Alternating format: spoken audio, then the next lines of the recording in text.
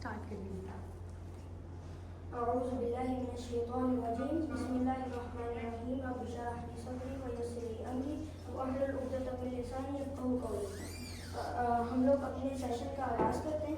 آج کی جو ورک شاپ ہے it is based on political and geopolitical system of the Middle East. کس طریقے سے جو آج ہمیں مڈل ایسٹ کی جو جگہ ہے جس میں سیریا اینڈ جارڈن اور وہ سارے جو علاقے ہیں جو ان کے ساتھ ہو رہا ہے وہ کس طریقے سے ہو رہا ہے, ان کے جو روٹس ہیں ہم نے انہیں انڈرسٹینڈ کرنا ہے, اور بنی اسرائیل کی ہسٹری ہے اسے انڈرسٹینڈ کرنا ہے تاکہ ہم یہ دیکھ سکیں کہ اس جینیسائڈ کا بیسکلی مقصد کیا ہے اور وہ شروع کدھر سے ہوتا ہے. تو آج ہم اس کا آغاز کرتے ہیں.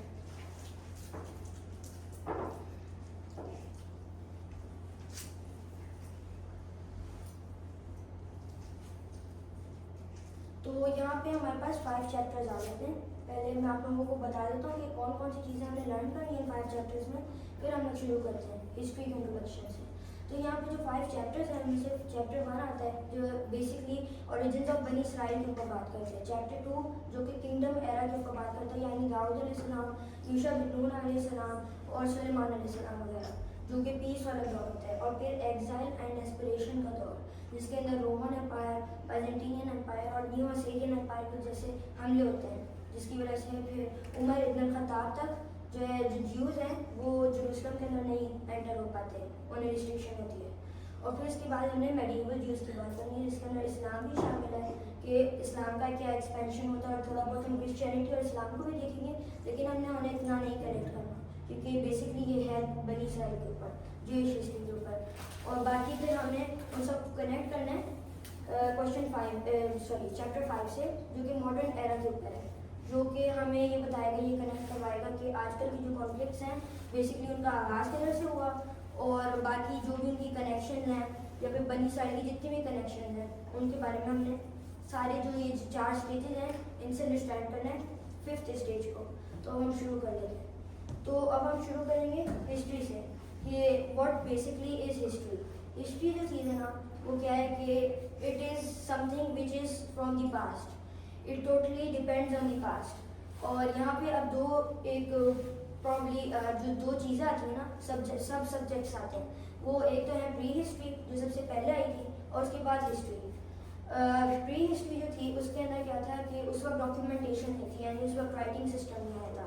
اور آپ لوگوں کو تو پتہ ہوگا کہ جب رائٹنگ نہیں ہے تو کوئی ڈاکیومنٹیشن نہیں ہے. Documentation on what, on cultures, on the inventions. کیونکہ جیسے فار ایگزامپل آج کل جو انوینشن ہوتی ہیں, کوئی بھی ڈسکوری ہوتی ہے تو انہیں پورا ان کا ریکارڈ کیا جاتا ہے کہ یہ ڈسکوری کیسے ہوئی, اس میں کون کون سے پروسیسز کیے گئے تھے, ان میں کیا کیا چیزیں ہوئی تھیں جس کی وجہ سے یہ ڈسکوری ہوئی ہے.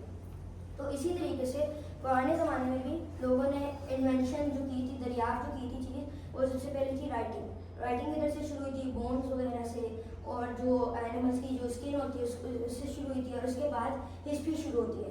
ہسٹری کی چیز ہے بیسکلی جو کہ ڈاکیومنٹڈ تاریخ کو بتاتی ہے, جو اسے ایکسپلین کرتی ہے. ہسٹری جو چیز ہے یہ اس میں بہت سے سبجیکٹس آ جاتے ہیں. ابھی ہم لوگوں نے اسے پرائیورٹائز کرنا ہے بنی اسرائیل کو, جو بھی جو داؤد علیہ السلام کا جیسا آ گیا واقعہ, موسیٰ علیہ السلام کا آ گیا, ایجپشن والا واقعہ آ گیا, یوسف علیہ السلام کا آ گیا. ویسے تو یہ قرآن کے اندر ہے, لیکن قرآن سے ہمیں کیا ایگزامپل ملتی ہے کہ وہ بھی اللہ سبحانہ تعالیٰ نے ایک طریقے سے ساری چیز کو جو ہے جو سارا پاسٹ ایکسپیرینس تھا اسے کتاب کی شکل میں ہمیں دیا ہے. تو وہ بھی type of like a history book ہے جو کہ ہمیں بہت سی چیزیں پاسٹ سے ایکسپلین کرتی ہے, mainly about the prophets and about those civilizations on whom they were sent. تو آج ہم شروع کرتے ہیں. ہم نے جو 3 چیزوں کا جو بیسک یہاں پہ جو رکھنا ہے وہ یہاں پہ ہیں, آبجیکٹیو, پرپز اینڈ پروسیس. اسے ہم نے دیکھنا ہے, اور اینڈ آف دی سیشن میں پھر میں آپ لوگوں کو ایک اسیسمنٹ بھی دوں گا. اس میں یہاں پہ ٹرکی جو چیزیں میں آپ لوگوں کو بتانے والا ہوں اس سے جو ہے ریلیونٹ ہوگا یہ اسیسمنٹ, جس کے اندر بہت سے والے کویشچن ہوں گے تو وہ آپ کو پھر سالو کرنے کو ملیں گے. تو پھر اب ہم شروع کرتے ہیں.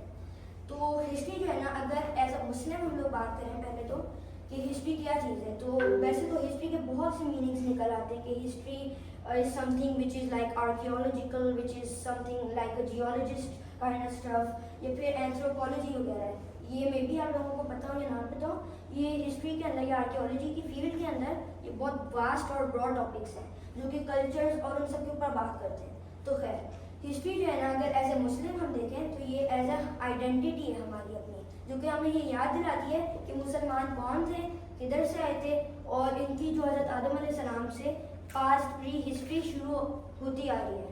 ہسٹری صرف یہ نہیں ہے کہ we just understand about the wars, about those kind of stuff. اس میں ریلیجن بھی آ جاتا ہے, اس میں کلچرز بھی آ جاتے ہیں, اس میں وہ ساری چیزیں آتی ہیں جن کے بارے میں ابھی ہم نے لرن بھی کرنا ہے, جیسے ایجپشنز وغیرہ اور بائزنٹینینز وغیرہ, رومنز وغیرہ, اگر آپ لوگوں کو پتا. تو اب ہم شروع کر لیتے ہیں. تو پہلے تو میں آپ لوگوں کو بتاؤں گا کہ ہمارا لرننگ جرنی جو ہے وہ کس کے تھرو جائے گا. ہم لوگوں نے جس طریقے سے لرن کرنا ہے اپنی اس ورکشاپ کو, جس طریقے سے انڈرسٹینڈ کرنا ہے, وہ انڈرسٹینڈنگ جو ہمارا پروسیس ہے نا, وہ اس طریقے سے ہوگا کہ اسے ہم نے as a story wise with connections, with Quranic connections and with what ever events happened, انہیں کنیکٹ کرتے ہوئے لے کر چلنا آگے, جس کے اندر ہولوکاسٹ وغیرہ بھی آ جاتی ہے نارتھی, یا پھر جیسے بنی اسرائیل بہت مرتبہ بچی ہے, ورنہ اٹ واز لائک ڈکلائن یعنی اس کا ڈکلائن ہو گیا تھا. It was just going through its downfall, empires were attacking, it was very vulnerable in that era in which it was living. So ہم نے یہ انڈرسٹینڈ کرنا ہے کہ کیا ہوا تھا بیسکلی اس وقت, اور ساری کنیکشنز کو دیکھتے ہوئے چلنا ہے ود ایزی اینڈ انڈرسٹینڈیبل وے. تو اب ہم شروع کر لیتے ہیں. تو بیسکلی ہماری جو ورکشاپ ہے اس کا آغاز ہوگا حضرت ابراہیم علیہ السلام سے. تو حضرت ابراہیم علیہ السلام سے اگر آپ لوگوں کا یہ سوال ہو کہ میں نے وہاں سے کیوں شروع کیا, تو اس لیے کیونکہ وہاں سے دو نسلیں جو بہت آگے تک, جو ابھی تک چلتی آ رہی ہیں, وہ شروع ہوئی تھی. وہ کون تھی؟ حضرت اسحاق علیہ السلام سے بنی اسرائیل, اور حضرت اسماعیل علیہ السلام سے بنی اسماعیل. تو یہاں پہ آپ شروع کر لیتے ہیں. پہلے تو ہم ابراہیم علیہ السلام کی ہسٹری یعنی اسٹوری کے بارے میں لرن کرتے ہیں کہ وہ کون تھے اور کدھر کے رہنے والے تھے. تو basically he was living in Babylon, اور اس وقت کا جو ایریا تھا, اس وقت کا جو معاشرہ تھا, اٹ واز ٹوٹلی پیگنسٹ. پیگنسٹ کون ہوتے ہیں؟ جو کہ بت پرست لوگ ہوتے ہیں, جو بت کو جو ہے ان کو سجدہ کرتے ہیں, ان کو خدا مانتے ہیں. یہ جو تہذیبیں ہیں نا چھوٹی چھوٹی, یہ کدھر سے شروع ہوئی تھیں؟ یونان وغیرہ سے, گریس وغیرہ سے, اور یورپ وغیرہ سے بھی شروع ہوئی تھی, لیکن بیسکلی سومیرینس اور وہاں سے بھی شروع ہوئی تھی. کیونکہ اس وقت کوئی انہیں یہ بتانے والا نہیں تھا. ویسے تو تھے پروفٹس, لیکن ویسے زیادہ تر جب پروفٹس نہیں ہوتے تھے ان مینی ڈیکیڈس, کیونکہ اللہ سبحانہ تعالیٰ اگر ان پر پروفٹس اتارتا تو پھر انہیں ٹیسٹ بھی کرتا پروفٹس کو اپنے پاس لے کر. جب پروفٹس اللہ کے پاس چلے جاتے تھے تو پھر اس کے بعد ٹیسٹ شروع ہوتا تھا کہ جو بھی انہوں نے انڈرسٹینڈ کیا ابھی تک اور لرن کیا ہے, تو وہ اسے کس طریقے سے اپنی لائف میں امپلیمنٹ کریں گے. تو تھا کیا کہ اس طریقے سے انہوں نے بت پرستی شروع کر دی تھی. یہ مڈل ایسٹ کا پورا یہ ایریا تھا, جارڈن, سیریا اور رومن امپائر. یہ رومن امپائر بھی کرسچینٹی سے بیسکلی نہیں شروع ہوا تھا, یہ پیگنزم سے شروع ہوا تھا, یعنی بت پرستی سے. تو اب ہم بات کر لیتے ہیں ابراہیم علیہ السلام کی. جیسے میں بتا رہا تھا کہ اس وقت کا معاشرہ تھا پیگنسٹ, اور جو پیگنسٹ لوگ تھے ان کے ساتھ اسٹینڈ آؤٹ نہیں کرتے تھے. ابراہیم علیہ السلام کو ہمیشہ بہت کیوریس تھے to understand and learn more about who are gods, کیونکہ ان کے پاس یہ ایک بہت بڑا سوال تھا جو انہوں نے اپنے والد سے بھی کیا تھا, جس کی وجہ سے وہ غصہ بھی ہوئے تھے, which was کہ these are made up of stones and we make them every day. So how can they be gods when we have to protect them, we have to feed them. اور feed بھی کون سا, کہ جیسے اگر اس وقت کے لوگ تو ویسے بلڈ وغیرہ بھی پیش کرتے تھے اور کھانا بھی بہت سارا پیش کرتے تھے, لیکن وہ کھاتے نہیں تھے بیسکلی. تو اس طریقے کے بہت سے سوالات انہوں نے ایسے کیے تھے جس کی وجہ سے کوشچن یہاں پہ آئے تھے, لیکن ان کے بابا ہی بناتے تھے. ویسے تو انہوں نے اس لیے ان کو بچپن سے ہی واز لٹل کیوریس کہ how can these stone gods be real, because they don't have any emotions, they don't have any feelings to protect themselves, they don't have any other thing, they don't punish us like that. جیسے ایک اصلی بادشاہ punish کرتے ہیں وہ ویسے نہیں کرتے, وہ بس ہلتے بھی نہیں ہیں. they are something like like something which is there but it is not organic, like it's not living, it's not living stuff. تو یہ سارا تھا. تو کسی نہ کسی طریقے سے کیا تھا کہ دو میجر چیزیں ہوئی ہیں ان کی لائف میں. وہ ایک تو اپنے جو گھر ہے اسے چھوڑنا تھا, اور اس کے بعد جو 2 مائگریشن انہوں نے کی تھی. پہلی مائگریشن جو تھی وہ تھی فرام بیبلون ٹو ایجپٹ, جدھر ایجپٹ جانے کے بعد وہ سارا جو کنگ والا جو ان کا جو معاملہ ہوا تھا سارا رضی اللہ تعالیٰ عنہ کے ساتھ یا پھر علیہ السلام کے ساتھ, جو بھی ایجپٹ کے جو بادشاہ نے کیا تھا. پھر اس کے بعد کنیز انہیں دی تھی ہاجرہ علیہ السلام. پھر اس کے بعد وہ دوسری مائگریشن کے لیے گئے تھے which was Egypt to Canaan. Canaan is basically the area of Palestine where it is Jerusalem کے قریب ہے. you can say it is something where the Canaanites lived. سو وہاں پہ پھر انہوں نے مائگریشن کی. پھر وہاں پہ اس وقت تک ان کا کوئی بچہ نہیں پیدا ہوا تھا, اور اس وقت کیا تھا کہ they really badly wanted a kid who could handle all of their stuff.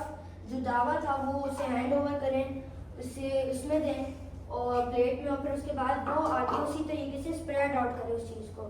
تو اس وجہ سے کیا کہ اللہ سبحانہ تعالیٰ نے پھر کہا کہ آپ حاجرہ علیہ السلام کے ساتھ جو ہے میری کر لیں. اور جب میرج ہو گئی ان کی تو اس کے بعد پھر ان سے حضرت اسماعیل علیہ السلام پہلے پیدا ہوئے تھے. ویسے تو حضرت اسحاق علیہ السلام بھی پیدا ہوئے تھے, لیکن پہلے ہم حضرت اسماعیل علیہ السلام کی بات کر لیتے ہیں. تو تھا کیا کہ حضرت اسماعیل علیہ السلام جو تھے وہ بچپن والی لائف کے اندر نا انہوں نے مائگریٹ کر لیا تھا مکہ کا جو ریجن ہے. اس وقت مکہ جو تھا یا پھر جو ہول عربیہ تھا وہ بہت بیرن تھا. اٹ واز لائک اے سہارا ڈیزرٹ. تو وہاں پہ کوئی بھی قبیلہ رہتا نہیں تھا کیونکہ there was no water in that area in that region. تو یہ تھا سارا. پھر جب وہ مکہ کے ریجن میں چلے گئے تھے اور پھر حضرت ابراہیم علیہ السلام نے اللہ سبحانہ تعالیٰ کے کہنے کے اوپر انہیں چھوڑ دیا تھا وہاں پر ہی تھوڑا بہت کھانا اور پانی وغیرہ دے کر. تو پھر انہوں نے جب وہ کنزیوم کر لیا تھا اور اس کے بعد جو ماؤنٹین پہ وہ حضرت حاجرہ علیہ السلام when she ran on the Safa and Marwa 7 times, تو اس کے بعد پھر زمزم والا واقعہ ہوتا which was that زمزم حضرت ابراہیم علیہ السلام came and that Zamzam story happened that کہ جو پانی نکلا تھا. اور یہ بھی کہا جاتا ہے سم estimate سے کہ اگر تو حضرت حاجرہ علیہ السلام اس کی گرد تھوڑا کھڈا وغیرہ نہیں کھودتی تو پھر it could be a flowing river and it is from Jannah. سو ویسے تو ویل بن گیا تھا. اینڈ واٹ ہیپن واز کہ اسی کی نیئر بائی اسٹوری یہ ہے کہ اسی وقت ایک کیراوین گزر رہا تھا from Yemen. That caravan's name was Jurhum tribe and it played a very crucial and key role in this whole story of حضرت اسماعیل علیہ السلام کے. پھر وہ لوگ بھٹک گئے تھے اور وہ سارا معاملہ ہوتا ہے جس کی وجہ سے پھر بعد میں they settled in that area حضرت حاجر علیہ السلام سے پوچھنے کے بعد. تو وہ سارا ہو گیا تھا واقعہ. پھر ہم لوگ بات کرتے ہیں, ہم شفٹ کرتے ہیں ٹوورڈز ابراہیم علیہ السلام. یہاں پہ میں آپ لوگوں کو ایک اور بات ریممبر کروا دوں کہ ہم نے جو ہے اب اسماعیل علیہ السلام کی اتنی بات نہیں کرنی. جیسے میں نے کہا تھا کہ کرسچن اور اسلام کے اوپر ہم نے انہیں چھیڑنا ہے, لیکن ہم نے ان کی اتنی بات نہیں کرنی. ہم نے جو ہے بنی اسرائیل کی بات کرنی ہے. تو ہم بنی اسرائیل کے اوپر چلتے ہیں اور یہیں سے ہم بنی اسرائیل کی جو اوریجن ہے ان کا آغاز کرتے ہیں. تو تھا کیا کہ ابراہیم علیہ السلام جو تھے ان کی ایک اور اولاد پیدا ہوئی تھی سارہ علیہ السلام سے, جو تھی حضرت اسحاق علیہ السلام. پھر یہ جو تھے یہ پرابلی اسی ایریا میں پھر انہوں نے دعویٰ وغیرہ شروع کیا تھا. اور he was a very just and a very divine guided prophet. He was doing the دعویٰ ایز ابراہیم علیہ السلام ٹاٹ. اور وہ سارا واقعہ ہوتا ہے. پھر اس کے بعد ان کی جو اولاد تھی اس میں سے حضرت یعقوب علیہ السلام پیدا ہوئے تھے جن کا پھر نام تھا اسرائیل. جن کی جو اولاد تھی اسے بنی اسرائیل کہا جاتا تھا, اسرائیل کی اولاد. تو یہ سارا تھا. اب میں آپ لوگوں کو ان کا نام بتا دیتا ہوں, لکھا ہوا بھی ہے ویسے تو, لیکن یہاں پہ وہ تھے یوسف علیہ السلام, بنیامین, زبلون, جاد, اشیر, نفتالی, دان, یہودا, لاوی. یہ سارے نام اس طریقے کے 12 بیٹے تھے ان کے. تو یہ سارا واقعہ تھا. اور پھر میں بھی آپ نے یوسف علیہ السلام کا واقعہ سنا ہو یا نہیں کہ یوسف علیہ السلام جو تھے in early age he was enslaved and was sold into some type of market in Egypt, جدھر وہ پھر پلے بڑے تھے اور زندان میں بھی اپنی تھوڑی بہت زندگی گزاری تھی. پھر اس کے بعد کیا کہ عزیز مصر جو تھے وہ بن گئے تھے due to some reason.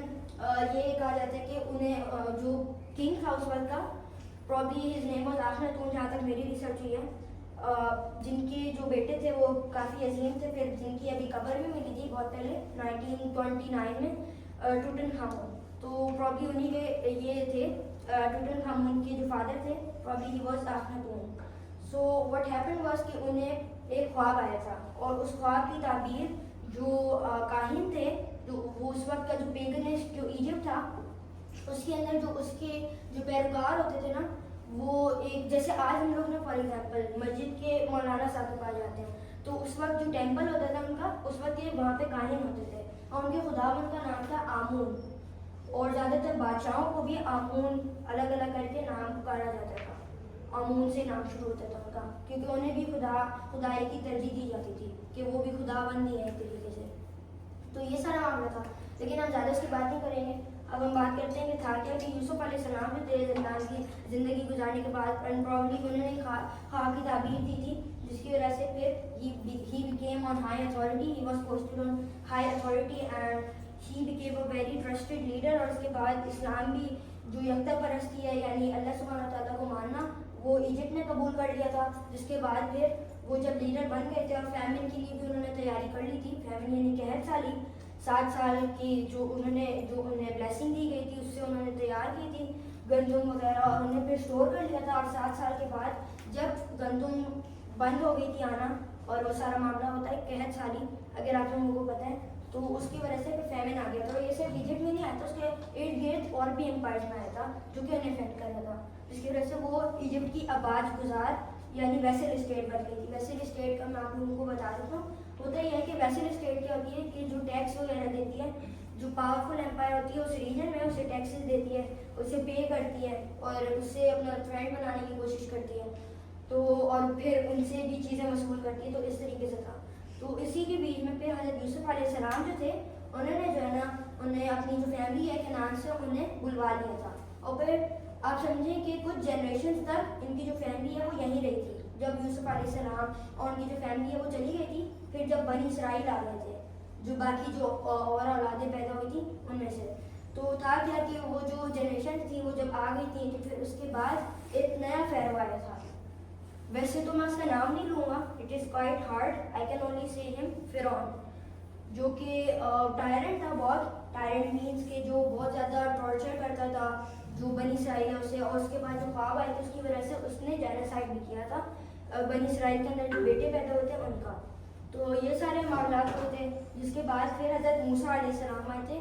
He was also a very big miracle and he was from the اولو العزم prophets and probably they are 5 اولو العزم پروفٹس جو کہ جو مین ہے پروفٹس. ویسے تو بہت زیادہ ہیں، لاکھ میں ہیں، لیکن جو 5 جو مین تھے ان میں سے ایک یہ تھے موسیٰ علیہ السلام. ان کے جو بھائی تھے ہارون علیہ السلام، ان کے ساتھ اس مشن میں جو دعویٰ کا مشن تھا اس میں انہوں نے سپورٹ کی، اور موسیٰ علیہ السلام اور ہارون علیہ السلام نے جو فیرو ہے اس سے جو ہے صحیح راہ دکھانے کی کوشش کی، جس کی وجہ سے وہ زیادہ ایروگینٹ ہوا اور اس نے کہا کہ نو آئی ایم دی کنگ، اور اس کی وجہ سے بہت سے چیلنجز بھی ہوئے.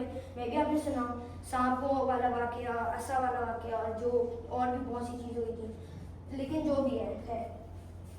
تو اس طریقے سے موسیٰ علیہ السلام کچھ نہ کچھ کر کے انہیں انسلیومنٹ سے بچا کے بنی اسرائیل کو پھر باہر لے کر گئے جہاں پہ ریڈ سی آیا، اور پیچھے جو فرعون ہے اس کی آرمی کھڑی ہوئی تھی. تو وہ جب آ رہی تھی تو پھر موسیٰ علیہ السلام کے اوپر ایک اور میریکل آیا جو ان لوگوں کو بھی دیا گیا تھا، جس کی وجہ سے یہاں پہ بنی اسرائیل سیو ہوا تھا فرام جینوسائڈ. ورنہ ابھی پورا وائپ آؤٹ ابھی تک تو بہت کب کا ہو چکا ہوتا، اسی وقت ہو جاتا. لیکن تھا کیا کہ ریڈ سی کو 2 حصوں میں بانٹ دیا گیا تھا، جس کی وجہ سے پھر کیا تھا کہ they crossed the Red Sea, came into Sinai Peninsula and the Pharaoh's army drowned in the water. جس میں ہمیں آیات مل جاتی ہیں، ابھی اس کے بارے میں ہم آگے بات کر لیتے ہیں. تو یہاں پہ پہلے تو ہم جو 2 ریسکیو ہیں ان کے بارے میں پہلے بات کریں گے، پھر اس کے بعد آگے چلیں گے ہم یوشع بن نون علیہ السلام اور اس کے اوپر. اس کو شروع کرنے سے پہلے میں آپ لوگوں کو تھوڑا بہت بتا دیتا ہوں کہ سائنائی پیننسولا جو ہے نا یہ بھی ایک بہت بیرن ریجن ہے جہاں پہ پانی وغیرہ وہ ساری چیزیں نہیں ہوتی. اور اس وقت جب ان کا جو مائنڈ تھا بنی اسرائیل کا، جب وہ انسلیومنٹ اور سلیوری ہے اس کا مائنڈ ایکسیپٹ کر چکا تھا بنی اسرائیل کا، تو پھر انہوں نے منع کر دیا تھا کنعان کے اندر داخل ہونے سے اور لڑنے سے ان لوگوں سے، کیونکہ ان لوگوں کو جاسوسوں کی وجہ سے خبر ملی تھی کہ there were very huge and powerful people waiting for them if they try to attack، جس کی وجہ سے پھر انہوں نے منع کر دیا تھا. یہاں پہ انہوں نے موسیٰ علیہ السلام کو کہا تھا کہ آپ جائیں اللہ تعالیٰ کے ساتھ، اپنے اللہ کے ساتھ لڑیں. تو پھر اس وجہ سے اللہ تعالیٰ نے punishment the end they remained there till 30 to 40 years. اب ہم اس کے بارے میں تھوڑی دیر کے بعد بات کرتے ہیں. اب ہم اس سلائڈ پر چلتے ہیں. تو یہاں پہ کیا تھا کہ جو 2 ریسکیو تھے نا، وہ ایک تو پروفٹ یوسف علیہ السلام نے کیا تھا اور ایک پروفٹ موسیٰ علیہ السلام نے کیا تھا. اس کے بارے میں ابھی ہم بات بھی کر چکے ہیں. یوسف علیہ السلام نے فیملی سے بچایا تھا اپنی فیملی کو، بنی اسرائیل کو، جس کی وجہ سے ان کی نسلیں جو اسپریڈ آؤٹ ہوئی تھی during the more generation which whatever came. اس میں آیات آ جاتی ہیں، قرآن کی ایک آیا ہے، ویسے تو میں نے صرف ایک ہی ایگزامپل بھی ڈالی ہے یہاں پہ، لیکن اور بھی بہت سی آ جاتی ہیں. یہاں پہ 1299 قرآن کی آیا ہے. when they entered Joseph या फिर Yusuf अलैहिस्सलाम's presence, he received his parents graciously and said, enter Egypt, Allah is willing in security. تو یہاں پہ یہ والی آیت آ جاتی ہے جو کہ بتاتی ہے کہ اللہ سبحانہ تعالیٰ نے بھی آرڈر کیا تھا, یوسف علیہ السلام نے بھی انہیں پھر بلوا لیا تھا وہاں سے کنعان سے. اور پھر اب ہم بات کر لیتے ہیں موسیٰ علیہ السلام کی کہ انہوں نے کیسے سلیوری سے ایجپٹ کے اندر جو سلیوری کر رہے تھے جو بنی اسرائیل انہیں کیسے بچایا تھا اللہ تعالیٰ نے. یہاں پہ سورہ بقرہ کی آیت نمبر 250 آ جاتی ہے. یہاں پہ اللہ تعالیٰ فرماتا ہے کہ and remember when we parted the sea, rescued you and drowned Pharaoh's people before your very eyes. جس کے اندر اللہ تعالیٰ فرماتا ہے کہ دیکھو کہ میں نے کس طریقے سے تمہیں ریسکیو کیا اور تمہارے سامنے سمندر کو کھول کر تمہارے ویری آئیز کے سامنے انہیں ڈبا دیا جو تمہارے اینیمیز تھے جو تمہیں قتل کرنے والے تھے. اس کی اگر ہم تھوڑی بولیں ڈیٹیل میں اب ہم آگے چلتے ہیں یوسف بن نون علیہ السلام کی طرف ہی چلتے ہیں ہم کہ وہ جو 30-40 ایئرز انہوں نے گزارے تھے وہ کس طریقے سے گزارے تھے, کیونکہ we can build up a question here کہ یہ تو کافی ہارڈ چیز ہے, یہ تو بیرن ڈیزرٹ ہے, یہاں پہ تو پرابلی اینیمل بھی نہیں ملنا کھانے کے لیے. تو تھا کیا کہ یوشع بن نون علیہ السلام کے آنے سے پہلے جب موسیٰ علیہ السلام وہ سارا واقعہ بھی ہو چکا تھا, وہ جا چکے تھے, تو ان کے اوپر اللہ تعالیٰ نے 2 اور کرم نوازیاں دی تھیں. وہ کیا تھی کہ ایک ان کے اوپر منّا سلویٰ اترا تھا جو کہ ایک جنت کا پرندہ تھا, ایک نہیں بہت تھے, ان کا شکار کر کے یہ لوگ کھاتے تھے. اور انہوں نے اس کی بھی نافرمانی کی تھی کہ انہوں نے کہا تھا کہ ہمیں جو ہے سادہ کھانا چاہیے اور وہ ساری چیزیں تھیں. اور جو دوسری کرم نوازی تھی وہ یہ تھی کہ ان کے اوپر ہمیشہ ایک بادل سایہ کر کے رکھتا تھا. تو یہ کرم نوازیاں کی تھی اللہ تعالیٰ نے, even though it was a punishment for them. تو پھر اب ہم بات کر لیتے ہیں یوشع بن نون علیہ السلام کی. ان کا جو امپورٹنٹ رول ہے نا بنی اسرائیل میں وہ یہ ہے کہ انہوں نے جو ہے لیڈ کیا تھا اور مینیج کیا تھا ایک فورس کو, اور اس سے کنعان کی جو آرمی تھی اس کے ساتھ پھر ان کی فائٹ ہوئی تھی, اور اس اسٹرگل اور ہارڈ شپ کے بعد وہ پھر کنعان کے اندر داخل ہوئے اور یہاں پہ پھر وہ رہنے لگ گئے. اب ہم بات کر لیتے ہیں پرابلی چیپٹر 2 کی, داؤد علیہ السلام اور سلیمان علیہ السلام آ جاتے ہیں. جب یوشع بن نون علیہ السلام نے کنعان کو فتح کر لیا بنی اسرائیل کے ساتھ, تب سے یہ پیس کا پیریڈ شروع ہو چکا تھا. پھر داؤد علیہ السلام آ گئے بعد میں. داؤد علیہ السلام جو تھے نا, he was a fearful ruler, he was honest, he was rightly guided, divinely guided, and he was marked by all of this stuff. اور وہ پھر انہوں نے کنگڈم بھی بنائی تھی اپنی پاورفل, جس کے بعد پھر سلیمان علیہ السلام نے اس کنگڈم کو لیا اپنے اندر کیا جب داؤد علیہ السلام جا چکے تھے. سلیمان علیہ السلام کی جو امپورٹنٹ یہاں پہ بات آتی ہے نا, جو کہ پھر اس کو بہت تھوڑا الگ ہی ٹوسٹ میں لے جاتی ہے, وہ کیا تھا کہ سلیمان علیہ السلام جو تھے, اب اللہ سبحانہ تعالیٰ نے نا ہر نبی سے کوئی 1 یا 2 وشز پوچھی تھی, اور وہ وشز کوئی سی بھی ہو سکتی تھی اور وہ پوری کر سکتے تھے اللہ تعالیٰ. تو سلیمان علیہ السلام نے کیا مانگی تھی وش کہ he wanted the control over winds and جن, جو کہ پھر اللہ سبحانہ تعالیٰ نے انہیں دیا. تو تھا کیا کہ وہ اس لیے گریٹ ایرا تھا سلیمان علیہ السلام کا اور داؤد علیہ السلام کا, کیونکہ سلیمان علیہ السلام نے پھر اس کے بعد گریٹ کنسٹرکشنز کی. اس کی ایگزامپل ہمیں یہاں پہ مل جاتی ہے. انہوں نے ایک ٹیمپل کریٹ کروایا تھا. اگر ہم اسے ٹیمپل نہ کہیں تو زیادہ بہتر رہے گا, کیونکہ وہ ٹیمپل نہیں تھا, اب جیوز اسے ٹیمپل کہنے لگ گئے ہیں. It was something which was constructed for the ark of the covenant. What is ark of the covenant? It was something کہ جس کے اندر بہت سے نبی تھے, ان کی جو چیزیں ہوتی ہیں وہ پڑی ہوئی ہوتی تھی اس کے اندر. تو اس سب کے لیے انہوں نے یہ والی کنسٹرکشن کروائی تھی فرام دی جن. اور اس میں پھر دجال والا بھی واقعہ کچھ آ جاتا ہے, لیکن میں زیادہ ڈیٹیل اس میں بھی نہیں جاؤں گا. بس یہ تھا کہ یہ بہت بلیسنگ والا دور تھا. اور اس کے بعد اب ہم بات کرتے ہیں پرابلی تیسرے چیپٹر کی, جو کہ تھا چیپٹر ایئر آف کیٹاسٹروفی. اس میں آئے تھے نیو سیرینز, بیبلونینز اور رومنز. تو اب ہم ان کے اوپر بات کر لیتے ہیں. تو پروفیٹ سلیمان علیہ السلام جو تھے, جب وہ ایک بہت پاورفل کنگڈم کو چھوڑ کے گئے تھے نا, تو اسی کے کچھ ڈیکیڈز یا کچھ سالوں کے بعد جو ایمپائر تھی نا بہت ویکن ہو گئی تھی. اور اندرونی بغاوتیں مینس کہ جو جیسے فار ایگزامپل اگر میں کوئی پوائنٹ آف ویو پیش کرتا ہوں یہاں پہ, and I am the leader for example here, so if I سے سم تھنگ کہ یہی ہوگا, تو you will half of you people would say کہ یہی ہوگا, بٹ وہ لوگ بھی ہوں گے جو کہ اس سب کے خلاف ہوں گے, and they would not be able to express their feelings. وہ صرف اندر ہی سوچ کے کچھ بیٹھے ہوئے ہوں گے, اینڈ مے بی کہ وہ سیکریٹلی پلان کریں. میں ایگزامپل دے رہا ہوں صرف. تو اندرونی بغاوتیں ایسے تھیں, انر ویکنگس تھیں, ان کی وجہ سے جو ایمپائر تھی وہ ٹکڑے ٹکڑے ہو گئی تھی. یہاں پہ ناردرن کنگڈم جو تھی وہ کنگڈم آف جوڈا تھی, کنگڈم آف اسرائیل, اور جو سدرن کنگڈم تھی وہ تھی کنگڈم آف جوڈا. تو تھا کیا کہ ان دونوں کنگڈمس کے اوپر وقفے وقفے سے اٹیک ہوتے رہے. یہاں پہ سب سے پہلے جو اٹیک تھا وہ تھا نیو اسیرین ایمپائر کا. نیو اسیرین ایمپائر جو تھی نا, اٹ واز اٹیکنگ بیکاز اس کا جو پرپس تھا نا یہاں پہ وہ یہ تھا کہ جو جوڈین ایمپائر تھی یا پھر جو سدرن کنگڈم تھا جو بھی تھا, یہاں پہ جو بنی اسرائیل کی ایمپائر تھی نا بہت ویکن ہو چکی تھی اور یہ بیچ میں آتی تھی اس سب کے نا, تو یہ بہت وانڈریبل بن گئی تھی because it came in the center and because of that what happened کہ یہاں پہ attacks وغیرہ ہوئے.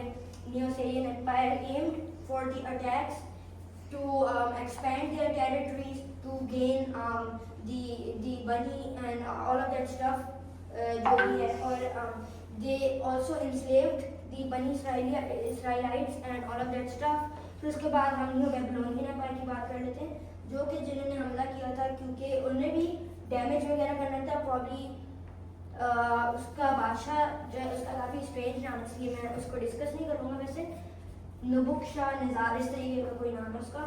تو تھا کیا کہ اس نے بھی نیو اسیرین ایمپائر کی طرح ہی اس طریقے سے یہی سوچ کر حملہ کیا تھا یہاں پہ, کیونکہ he also aimed for getting the money whatever they had and for expanding their empire and all of that stuff and to crush the rebellion, جس کی وجہ سے انہوں نے حملہ کیا تھا. رومن ایمپائر کی جہاں تک بات ہے تو اس میں یہاں پہ کلیئرٹی کیوں ملتی ہے کیونکہ رومن ایمپائر کا جہاں تک میں نے ریسرچ کیا اٹ واز کہ سم تھنگ کہ جو ڈومیننس تھی نا رومن ایمپائر کے اندر وہ جروسلم وغیرہ تک بھی پہنچ چکی تھی اور پولیٹیکل کنٹرول رومن ایمپائر کے پاس تھا, جس کی وجہ سے بنی اسرائیل ان سے تھک گئے تھے بہت زیادہ, جس کی وجہ سے وہ بغاوت کر رہے تھے.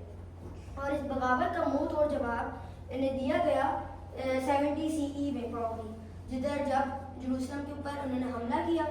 اور اچھا ایک اور چیز میں بتا دوں آپ لوگوں کو کہ بیبلونین ایمپائر جو تھی نا اس میں انہوں نے فرسٹ ٹیمپل تباہ کیا تھا یا پھر جو بھی کنسٹرکشن تھی آرک آف دی کووننٹ کے لیے, اور اس کے بعد پھر جب بیبلونینز نے واپسی انہیں فری کیا, انہیں واپس جروسلم دیا, تو پھر پرابلی سائرس دا گریٹ آیا ہوا تھا and he was also a person جس میں کیا تھا کہ ہی said کہ yeah there is money and you can make another temple which is known as the second temple, جو کہ پھر تباہ ہوا تھا 70 CE میں جب رومن ایمپائر نے حملہ کیا تھا. اور اس نے بھی اسی لیے کیا تھا کہ انہوں نے کرش کرنا تھا ریبیلین. تو اب ہم بات کر لیتے ہیں پہلے کہ جو اٹیکس ہیں ان کی ایگزامپل ہم لوگ دیکھ لیتے ہیں قرآن سے کہ یہ کیوں ہوئے تھے اور ہمیں کیا تشریح ملتی ہے سب سے, کیا ڈیٹیل ملتی ہے اس سب سے. تو یہاں پہ کیا تھا کہ یہاں پہ جو فرسٹ انویژن تھی ہم اسے کہہ لیں نیو اسیرین یا نیو بیبلونین, کوئی مسئلہ نہیں ہے, دو کیٹیگریز بنا لیتے ہیں, ایک نیو بیبلونین یا نیو اسیرین اور ایک رومن ایمپائر کی. تو پہلے ہم بات کر لیتے ہیں بیبلونین ڈسٹرکشن کی. تو انہوں نے اس لیے یہ کیا تھا کیونکہ بہت سی چیزیں تھیں یہاں پہ اللہ سبحانہ تعالیٰ نے ان کے خلاف ان کے اینیمیز بھیجے تھے. کیوں؟ کیونکہ یہ اس وقت پہ کرپشن پھیلا رہے تھے جب نبیوں کا دور چلا گیا تھا. کرپشن اس طریقے سے کہ یہ جو نبی انبیاء آتے تھے, انبیاء کرام آتے تھے, ان کا یہ قتل کرتے تھے, قتل عام کرتے تھے. ان میں بہت سی ہمیں ایگزامپلس مل جاتی ہیں. اس سے ابھی ویسے میں نام تو نہیں بتاؤں گا یہاں پہ, ان اتھینٹک بھی اتھینٹک بھی ہیں. تو ویسے لیکن یہ ہے کہ ایک یہاں پہ ہمیں ملتا ہے کہ there was a prophet, there was an انبیاء who hid under the tree, in the tree, and what happened was کہ جو شیطان تھا اس نے then he came and then he told that to بنی اسرائیل کہ یہاں پہ یہ چھپے ہوئے ہیں, جس کی وجہ سے کیا تھا کہ پھر اس کے بعد انہیں قتل کر دیا گیا تھا, وہ سارا معاملہ ہوا تھا. تو پھر قرآن میں یہاں پہ اگر ہم ایگزامپل دیکھیں نا تو یہاں پہ آ جاتی ہے آیت نمبر 17:5, جس کے اندر کیا ہے کہ اللہ سبحانہ تعالیٰ فرماتا ہے کہ when the first of the two promises came, we sent against you servants of ours of great military might, and they probed even into your homes. جو کہ اگر ہم اس کی تشریح اور ڈیٹیلز دیکھیں تو کیا ہے کہ اللہ سبحانہ تعالیٰ یہاں پہ بتاتے ہیں کہ کوئی دو پرومسز اللہ تعالیٰ نے کیے ہیں جن میں سے ایک پرومس ہو گیا اور دوسرا بھی ہونا ہے. اور وہ پرومس کیا ہے کہ اللہ تعالیٰ نے ایک آرمی اپنے جو بندے ہیں جو کرپشن پھیلا رہے تھے ان کے اگینسٹ بھیجی, اور وہ یہاں تک آ گئی کہ وہ ان کے گھروں کے اندر بھی گھس گئی.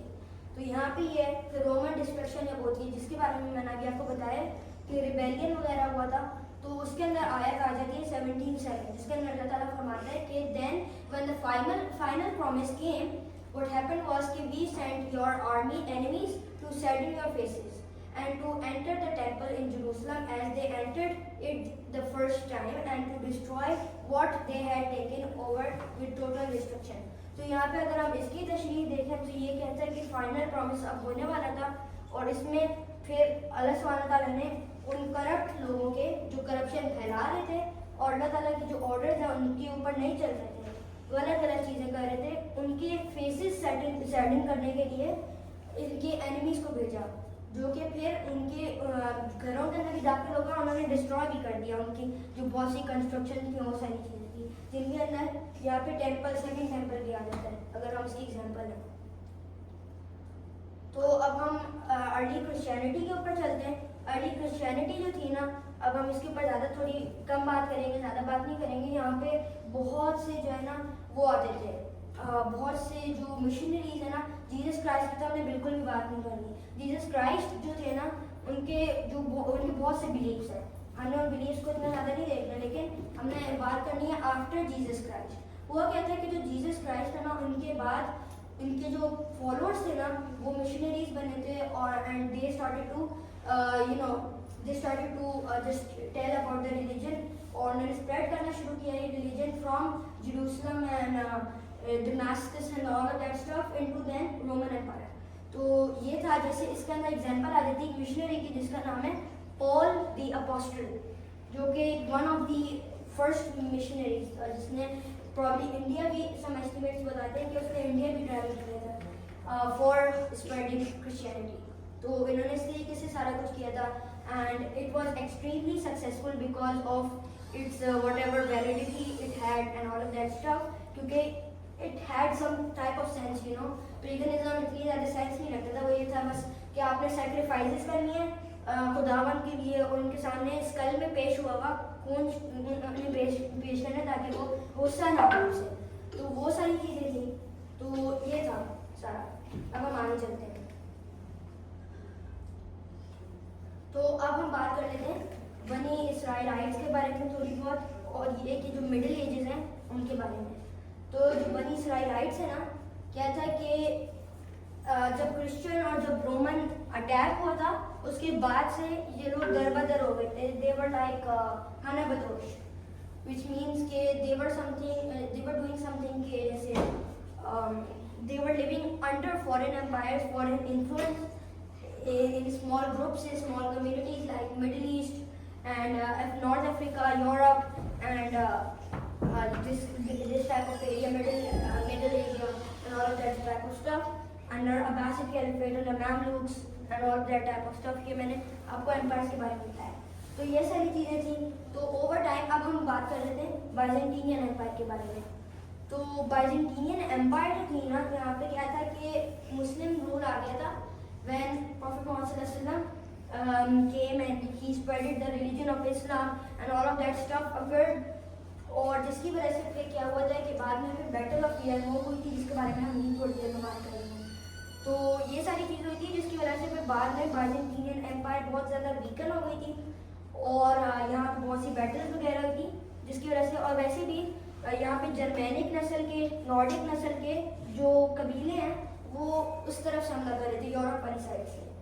یہ ویسے رومن امپائر، یہ جو دکھا رہا ہوں میں آپ کو، سیسنیڈ امپائر جب ختم ہو گئی تھی نا، جو پرشین امپائر تھی، اس کے بعد کا ہے کہ جب Roman empire battle of Yarmouk کے لیے ریڈی ہو گئی تھی. تو یہ سارا معاملہ تھا کہ اس وقت بہت زیادہ ویکن ہو گئی تھی. آپ سمجھیں کہ اگر آپ سارے جو انہیں نکال لیں نا، جیسے اگر ہم راشدین خلافت کو نکال لیں، عباسد خلافت کو بھی نکال لیں، پھر اس کے بعد اس وقت تک کیا تھا کہ یہ بہت زیادہ ویکن ہو گئی تھی. اور زیادہ تر جو سٹیز تھے جیسے کہ سائپرس اور جارڈن، شام، سیریا وغیرہ، یہ سارے جو علاقے تھے یہ سارے مسلم کنٹرول کے اندر آ گئے تھے. تو اب ہم بات کر لیتے ہیں going towards economic systems of Europe. اب یہاں سے ہمارا شروع ہوتا ہے میڈیول یورپ یا پھر میڈیول بنی اسرائیل، میڈیول جیوز. تو تھا کیا کہ یہاں پہ مڈل ایجز جب آ گئی تھی تو یورپ کی جو کنڈیشن تھی نا وہ دن بہ دن بہت خراب ہو رہی تھی. کیوں؟ کیونکہ یہاں پہ ایک سسٹم تھا جس کے بعد میں ابھی بتا دیتا ہوں. یہاں پہ میں آپ سے ایک کویشچن بھی کروں گا. پہلے یہ بتائیں کہ فیوڈلزم کا کسی کو پتہ ہے؟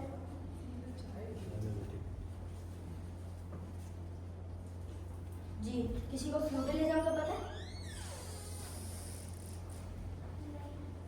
اچھا میں بتاتا ہوں, ایک منٹ دیجیے گا.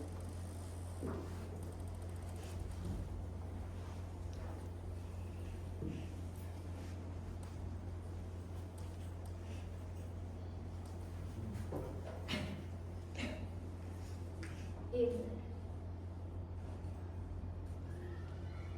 Make me the host please.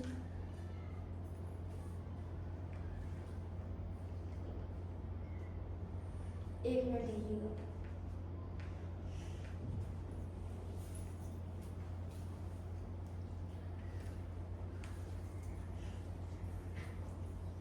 جی, تو اب ہم شروع کر لیتے ہیں. یہاں پہ ہم نے بہت سی چیزیں کور کر لی. آپ لوگ اپنا ریکارڈنگ دیکھ لیجیے گا جو آن لائن ہے. تو اب ہم بات کر رہے تھے یورپ کی کنڈیشن کے بارے میں. فیوڈلزم کا میں نے سوال کیا تھا, اگر کسی کو نہیں پتہ تو میں بتا دوں. فیوڈلزم کیا تھا کہ وہاں پہ فیوڈل لارڈز ہوا کرتے تھے. ان کے پاس کیا تھا, دو سیکٹس ہوتے تھے جو بہت طاقتور ہوتے تھے. ان کے نیچے ساری مائنورٹیز ہوتی تھیں. جیسا کہ یہ ہیں, یہ مائنورٹیز ہیں, ان سے اوپر وارئرز آ جاتے ہیں, ان سے اوپر لارڈز آ جاتے ہیں, اور اوپر پوپ آ جاتا ہے. تو یہاں پہ مائنورٹی جو تھیں وہ تھے فارمرز, اور وہ سارے لوگ تھے سلیوز وغیرہ تھے. لیکن فارمرز نے بہت کی رول پلے کیا تھا. کیا تھا کہ یہ جو مائنورٹیز تھی نا, یہ ان کا سب سے زیادہ کام لیا گیا تھا. پوپ جو تھا اس میں, اور جو فیوڈل لارڈز تھے ان میں کیا تھا کہ ان کے پاس, فیوڈل لارڈز کے پاس لینڈ ہوا کرتی تھی, جس کے بارے میں کہ جس کے بعد وہ انہیں دے دیا کرتے تھے فارمرز کو. ان کے ساتھ ایک کانٹریکٹ ہوتا تھا جس کے بعد فارمرز پوری زندگی کے لیے کبھی بھی اس چیز کو چھوڑ نہیں سکتے تھے. اور ان کے اوپر بہت سی ایسی ذمہ داریاں عائد کی جاتی تھیں جو کہ بہت ایک انجسٹس تھا ان کے لیے. اور یہاں پہ ایک مزے کی بات بتاتا ہوں میں. یہاں پہ انہیں پرابلی 99% جو وہ چیزیں اگاتے تھے ان میں سے صرف 1% چیز ملتی تھی. جیسا کہ پہلے جو وارئرس تھے انہیں دیا جاتا تھا, پہلے پوپ تھا اسے دیا جاتا تھا آدھا, پھر اس کے بعد فیوڈل لارڈس کو آدھا دیا جاتا تھا, پھر سارے نائٹس کو دیا جاتا تھا, پھر جو بچتا تھا وہ کھانا اس کا ہوتا تھا. تو سمجھ لیں کہ آپ اگر پوپ آدھا لے گئے تو کتنی وہ ہوں گی چیزیں. تو بہت کمپلیکیشن یہاں پہ تھی, جس کی وجہ سے ان کی لائف بہت زیادہ برڈنائز ہو گئی تھی. اگر تو آپ یہ والا سوال کریں کہ اس وقت کیا کیراوینز وغیرہ نہیں چلتے تھے, تو نو, ناٹ ایگزیکٹلی. یورپ کی کنڈیشن اس لیے بہت خراب ہو گئی تھی کیونکہ جو پوپ ہے اس کی ہائی ہینڈڈ اتھارٹی تھی. ہائی ہینڈڈ اتھارٹی یعنی وہ کہ وہ اگر کسی کو کہتا ہے کہ جی آپ جا سکتے ہیں, اگر کوئی جاتا تھا, جیسے کہ اس کے کچھ دوست تھے یا اس کے اپنے کیراوینز تھے, جی وہ جاتے تھے چائنا اور وہ بہت سی جگہوں پہ جاتے تھے, لیکن اس کے انڈر جو مائنورٹیز تھیں یا پھر جو فیوڈل لارڈس تھے انہیں فیوڈلزم کو ہی استعمال کرتے ہوئے اپنی زندگی گزارنی پڑ رہی تھی. اور اس کے اندر سے بھی یہ ظلمانہ جو ایکٹ تھا اس کا وہ یہ تھا کہ وہ بھی آدھا حصہ لے رہا تھا, تاکہ اس کی چیزیں چائنا وغیرہ وہاں سے آ رہی تھیں. یہ سارا تھا. تو ڈیلی لائف بہت مشکل تھی, جس کی وجہ سے پھر پوسٹ کا پڑھنے کا سوا تھا بعد میں. اگر آپ لوگوں کو پتہ ہے تو بتا سکتے ہیں کوئی پوسٹ کا پڑھنے کا اس کے بارے میں؟ میں تھوڑا ہنٹ دے دیتا ہوں یہاں پہ. پوسٹ کا پڑھنے کا جو تھا نا, اس سارے ایکٹ کی وجہ سے انٹلیکچوئل جو لوگ تھے, سائنٹیفک جو لوگ تھے, وہ ایتھیسٹ اس کی طرف چلے گئے تھے, تھوڑے بلیف کی طرف, کہ وہ کسی کو بھی نہیں مانتے تھے. وہ سمجھتے تھے کہ سارے ریلیجن ایسے ہی ہیں, بہت کروڑ ہیں, اور جس کی وجہ سے زیادہ تر کرسچینٹی کا ڈکلائن شروع ہو گیا تھا بعد میں. تو پوسٹ کا پڑھنے کا سین تھا. آگے چلتے ہیں ہم لوگ.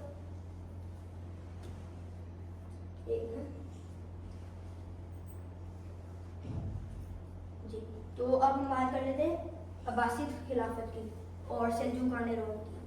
تو عباسد خلافت سے ہم نے اس لیے بھی شروع کیا کیونکہ ہم نے فرسٹ اور سیکنڈ فتنہ جو امید خلافت میں ہوا تھا یا پھر عباسی سلطنت جب شروع ہوئی تھی اس وقت ہوا تھا, اس کے اوپر زیادہ بات نہیں کرنی. بہت سی بیٹل ہوئی تھی, جارجین بیٹل ہوئی تھی, بہت سی بیٹل ہوئی تھی امیہ اور عباسی خلافت کے بیچ میں. لیکن بعد میں کیا تھا کہ یہاں پہ ایک شہزادہ بچ گیا تھا جس نے بعد میں جا کے الاندلسیہ سلطنت قائم کی تھی امیہ خلافت کی طرف سے. ریپریزنٹیشن اس نے قائم کی تھی انڈو اسپین, آئیبیرین پیننسولا. تو اب ہم اس کی بات نہیں کر رہے, ہم سلجوقیان روم اور عباسی خلافت کی طرف چلتے ہیں. عباسی خلافت کا کیا تھا کہ وہ جو دور تھا وہ گولڈن ایرا کہا جاتا ہے اسلام کا. کیوں؟ کیونکہ اس وقت جو ہے بہت سے شہر جیسے کہ سمرقند اور بغداد وغیرہ بن رہے تھے, ان کی کنسٹرکشن ہو رہی تھی, اور ان کے بعد نالج جو تھی وہ گریٹلی ایکسپینڈ ہوئی تھی. وہ کس طریقے سے کہ جو یونانی فلسفے تھے، یونانی میتھمیٹکس تھی اور بہت سی ایسی چیزیں تھیں، ہندو جو کام کرتے تھے ان کی چیزیں تھیں، وہ بغداد میں لائی جا رہی تھیں اور انہیں ڈی کوڈ کر کے ان کے اندر سے انوینشنز کی جا رہی تھیں۔ یہاں پہ بہت سے لوگ آ جاتے ہیں، الخوارزمی آ جاتا ہے، ابن سینا، ابن رشد اور وہ سارے لوگ آ جاتے ہیں، لیکن یہ سارا تھا معاملہ۔ تو یہ تھا۔ پھر اس کے بعد ہم سلجوقان روم کی بات کرتے ہیں یا پھر سلجوکس کی بات کرتے ہیں۔ یہ دو چیزیں بالکل سیپریٹ ہیں۔ سلجوقان روم ابھی بات بتاتا ہوں میں کہ وہ کون تھے اور سلجوکس کون تھے، یہ بھی بات بتا دیتا ہوں۔ سلجوکس جو تھے نا بیسکلی یہ ایک سینٹرل ایشیا کے قبیلے کے تھے، قازقستان وغیرہ کا علاقہ تھا وہ۔ تو یہ ادھر سے آئے تھے اور یہ پہلے تو پیگنسٹ لوگ ہی تھے، لیکن اس کے بعد پھر انہوں نے اسلام قبول کیا تھا، جس کے بعد انہوں نے پولیٹیکل کنٹرول لے لیا تھا عباسی خلافت کا۔ یعنی اس وقت عباسی خلافت تو قائم تھی لیکن اس کا کوئی پولیٹیکل کوئی وہ نہیں تھا، پولیٹکس ساری جو ہے سلجوقان جو ایمپائر تھی اس کے پاس تھی، اور بس خلافت کے نام تک ہی رہ گئی تھی۔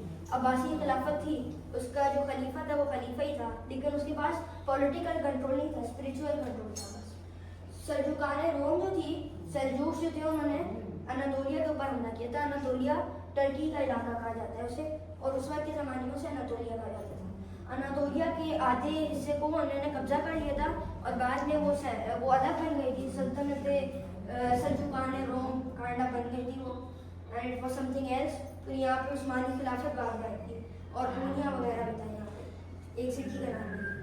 تو یہاں پہ اب ہم بات کر رہے تھے کروسیڈرز کی، کہ اب یہاں پہ میڈیول ایرا کے اندر جو سب سے امپورٹنٹ ٹاپک آتا ہے نا ہمارے پاس، وہ آتا ہے کروسیڈرز کا۔ کروسیڈرز میں کیا تھا کہ ایمپرر الیکسیس ون آف کامینس، جو کہ کانسٹینٹینوپل یا پھر استنبول جو آج اسے کہا جاتا ہے، اس کا بادشاہ تھا، ایمپرر تھا، جس نے پوپ کو جو پلیڈ کی تھی for sending mercenaries, for sending an army to reclaim the Holy Land as well as to drive the intruders who have entered into the land which was theirs. اس کی اگر ہم سمپل ایگزامپل لیں کہ تھا کیا کہ مسلم بہت آگے آ گئے تھے، تقریباً کانسٹینٹینوپل تک آ گئے تھے، اس کی وجہ سے ایمپرر الیکسیس بہت گھبرا گیا تھا، اور اس نے پوپ اربن II کو جب یہ پلیڈ بھیجی تو فرانسیسیا میں فرانس میں اس نے ایک اپنی شاہکار کی جو ہے اس نے اسپیچ کی تھی، and was some thing very ربش، یو نو وائی، بیکاز اس نے جو پلیڈ کی تھی نا ان وچ اٹ واز کہ آپ لوگ جا کے ہولی لینڈ کو ریکلیم کریں، because our enemies are the Muslims and they are doing very cruelty on the Christian women and Christian soldiers and Christian people، جس کی وجہ سے the people crusade گئی تھی۔ 2 crusades ہیں، ایک جو تھی اس میں 7-8 crusades ہوئی تھی، اور ایک جو تھی وہ بہت انمپورٹنٹ ہے کیونکہ اس میں وہ تھی people of crusade. People of crusade کیا تھا کہ جب فرانسیسیا میں پوپ اربن II نے جب یہ اسپیچ دی تھی، اس کے بعد ڈیوس وولٹ جیسی وہ آئی تھی اس کے سامنے کہ گاڈ ولز اٹ، اس کا مطلب یہ ہے کہ ہم جائیں گے وہاں پہ، اور اس میں زیادہ تر کرمنل جو تھے، زیادہ تر وہ جو تھے وہ صرف اس لالچ میں گئے تھے کہ پیسے وغیرہ ملیں گے اور ساری چیزیں ملیں گی، کوئی منظم آرمی اس وقت نہیں گئی تھی۔ منظم آرمی دی سیکنڈ کروسیڈ یعنی دی مین کروسیڈ میں گئی تھی۔ تو تھا کیا کہ پیپل آف کروسیڈ بہت عجیب طریقے کی کروسیڈ تھی، کیونکہ اس میں وہ آئی ڈونٹ تھنک کہ اسے ہولی کروسیڈ کہنا چاہیے، کیونکہ اس میں انہوں نے اپنے کرسچن بہن بھائیوں کو روسٹ کیا تھا۔ یہ کہنے سے کہ ایک ایسٹیمیٹ کے مطابق یہاں پہ یہ ساری چیزیں آتی ہیں کہ what they did was they attacked in the villages, they didn't have any supplies, they attacked on Constantinople with the Venetian ships, they roasted probably a Christian child, they burned a Christian child, which was strange. تو یہ سارا معاملہ ہوا تھا۔ پھر اس کے بعد مین crusade ہوئی تھی، اس میں بہت سے گئے تھے لوگ، پرابلی بالڈوین آف بویون اور اس طریقے کی کوئی 7 سے 8 بہت بڑی بڑی آرمیز کانسٹینٹینوپل میں یونائٹ ہوئی تھی۔ 60,000 کی لگ بھگ وہ پوری آرمی تھی، جس میں بہت سے فیوڈل لارڈس شامل ہوئے تھے، ڈفرینٹ پارٹ سے، فرانسیسیا سے بھی ہوئے تھے اور بہت سے ہوئے تھے، اور اس سے یہ ایک کروسیڈ نہیں تھی، بہت سی کروسیڈ ہوئی تھی اس کے بعد بھی، جس میں کنگ چارلس بھی گئے تھے اور بھی بہت سے فرانس کے بھی ایمپرر گئے تھے اور پرنس جان بھی گئے تھے، اگر آپ کو پتہ ہے ان کا۔ ویسے تو اس میں کوئی وہ چھوٹی بچوں کی وہ بھی بنائی گئی ہے. تو وہ سارا کچھ اصلی ٹائپ آف معاملہ تھا, وہ جو پرنس جان اور جو کنگ لائن ہارٹ کا تھا, تو وہ سارا بھی اصلی معاملہ تھا. اس کے اوپر زیادہ ہم بات نہیں کریں گے. اب ہم بات کر لیتے ہیں کہ اس کے بعد کیا رویہ آیا تھا مسلمانوں کی طرف سے. تو مسلم جو یونٹی تھی نا اس وقت کی, وہ بہت ختم ہو کے رہ گئی تھی. کیوں؟ کیونکہ اس وقت کی جو یونٹی تھی, اٹ واز سم تھنگ کہ it was burned to pieces, because everybody had their own concerns. There were many lords at that time. There were many lords who were controlling their regions, and they were fighting with Muslims. Muslims were fighting with Muslims. So that was the situation of the Middle East and Anatolia, half of the Anatolia, Seljukan and Rome, definitely. تو یہ تھا سارا situation جو تھی اس کی. پھر اس کے بعد جو مسلم جو تھے نا, کیا تھا کہ جو کمیونٹیز تھیں وہ بھی ویسی رہتی. They were not allowed to go to the many cities. But یہ تھا کہ عمر ابن الخطاب کو میں بتانا بھول گیا تھا کہ عمر ابن الخطاب نے جب جروسلم کو کر لیا تھا, آکیپائی اور فتح بھی کر لیا تھا, تو اس کے بعد پھر Jews آ سکتے, they were allowed. And then later on then Imad Uddin Zangi came. There were many people. Imad Uddin Zangi was a very important role in the Crusaders, because he made the first efforts to fight back against the Crusaders. So what happened was کہ Crusader control جب ہو گیا تھا, تو after that پھر اماد الدین زنگی کے بعد نور الدین زنگی آئے تھے, and then after that صلاح الدین ایوبی آئے تھے, which was Yusuf ibn Ayyub, and then he later became he became the Sultan of Egypt, and then all of that sort of stuff came. اور اس کے بعد پھر اب ہم بات کر لیتے ہیں چنگیز خان کی. اب آپ لوگ بولیں گے کہ مے بی یہاں پہ وہ والے ٹاپکس بھی آ رہے ہیں جو زیادہ کنسرن والے نہیں ہیں, لیکن بہت سی ایسی جو اسٹوریز میں ابھی آپ لوگوں کو بتا رہا ہوں, they are connected with many type of geopolitical instabilities and whatever happened in Middle East which shaped the Middle East into what is now we see. So یہاں پہ اب ہم چنگیز خان کی بات کرتے ہیں. تو چنگیز خان ہے, he was born in the time of Salahuddin Ayyubi, and when he became Genghis Khan, actually اس کا نام چنگیز خان نہیں تھا, he was Temujin at first, a strange name though, but تھا کیا کہ اس وقت وہ پاور میں نہیں تھا. After a lot of struggle he became a united Mongol leader in 1206, جس کے بعد اس نے ایک اپنی massive empire create کی, attacking on China, the Qin dynasty, the Song dynasty, and all of that stuff, the Muslim empire, the Seljuks, and all of those empires came into attack, and Baghdad also was burned. All of those books, all of those those treasure masters were burned, and those type of burned کے جو river تھا Baghdad کے قریب, وہ پورا black ہو گیا تھا اور پھر مسلم باڈی سے ریڈ ہو گیا تھا. تو یہ سارا معاملہ تھا. اور پھر اس کے بعد ہلاکو خان بھی آتا ہے, وہ ساری چیزیں آتی ہیں, اور اس کی جو ایکسپینشن ہے وہ ختم کرتی ہیں مملوکس. مملوک جو تھے انہوں نے اس کی ایکسپینشن ختم کی تھی, اور بغاوت کی وجہ سے اور اس سب کی وجہ سے گولڈن ہارٹ وغیرہ سے بھی وہ ہوئی تھی. تو اس کی وجہ سے کیا تھا کہ منگول جو تھے ہلکے ہلکے وہ تباہ ہو گئے تھے, خود ہی تباہ ہو گئے تھے, کیونکہ ان کے بھی جو امپائر کا نظام تھا وہ کافی انسٹیبل تھا آفٹر چنگیز خان میں. And after him, all of that type of sort of stuff came. تو یہ والا معاملہ ہو گیا. And after that, اب ہم بات کر لیتے ہیں آگے پری کولمبین ایرا کی اور کولمبین ایکسپیڈیشنز کی. یہ تو سبھی کو پتا ہوگا, کوئی بتا سکتا ہے مجھے؟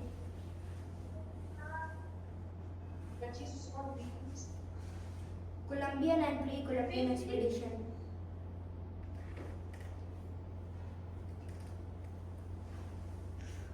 تو ایک مجھے دیجیے گا.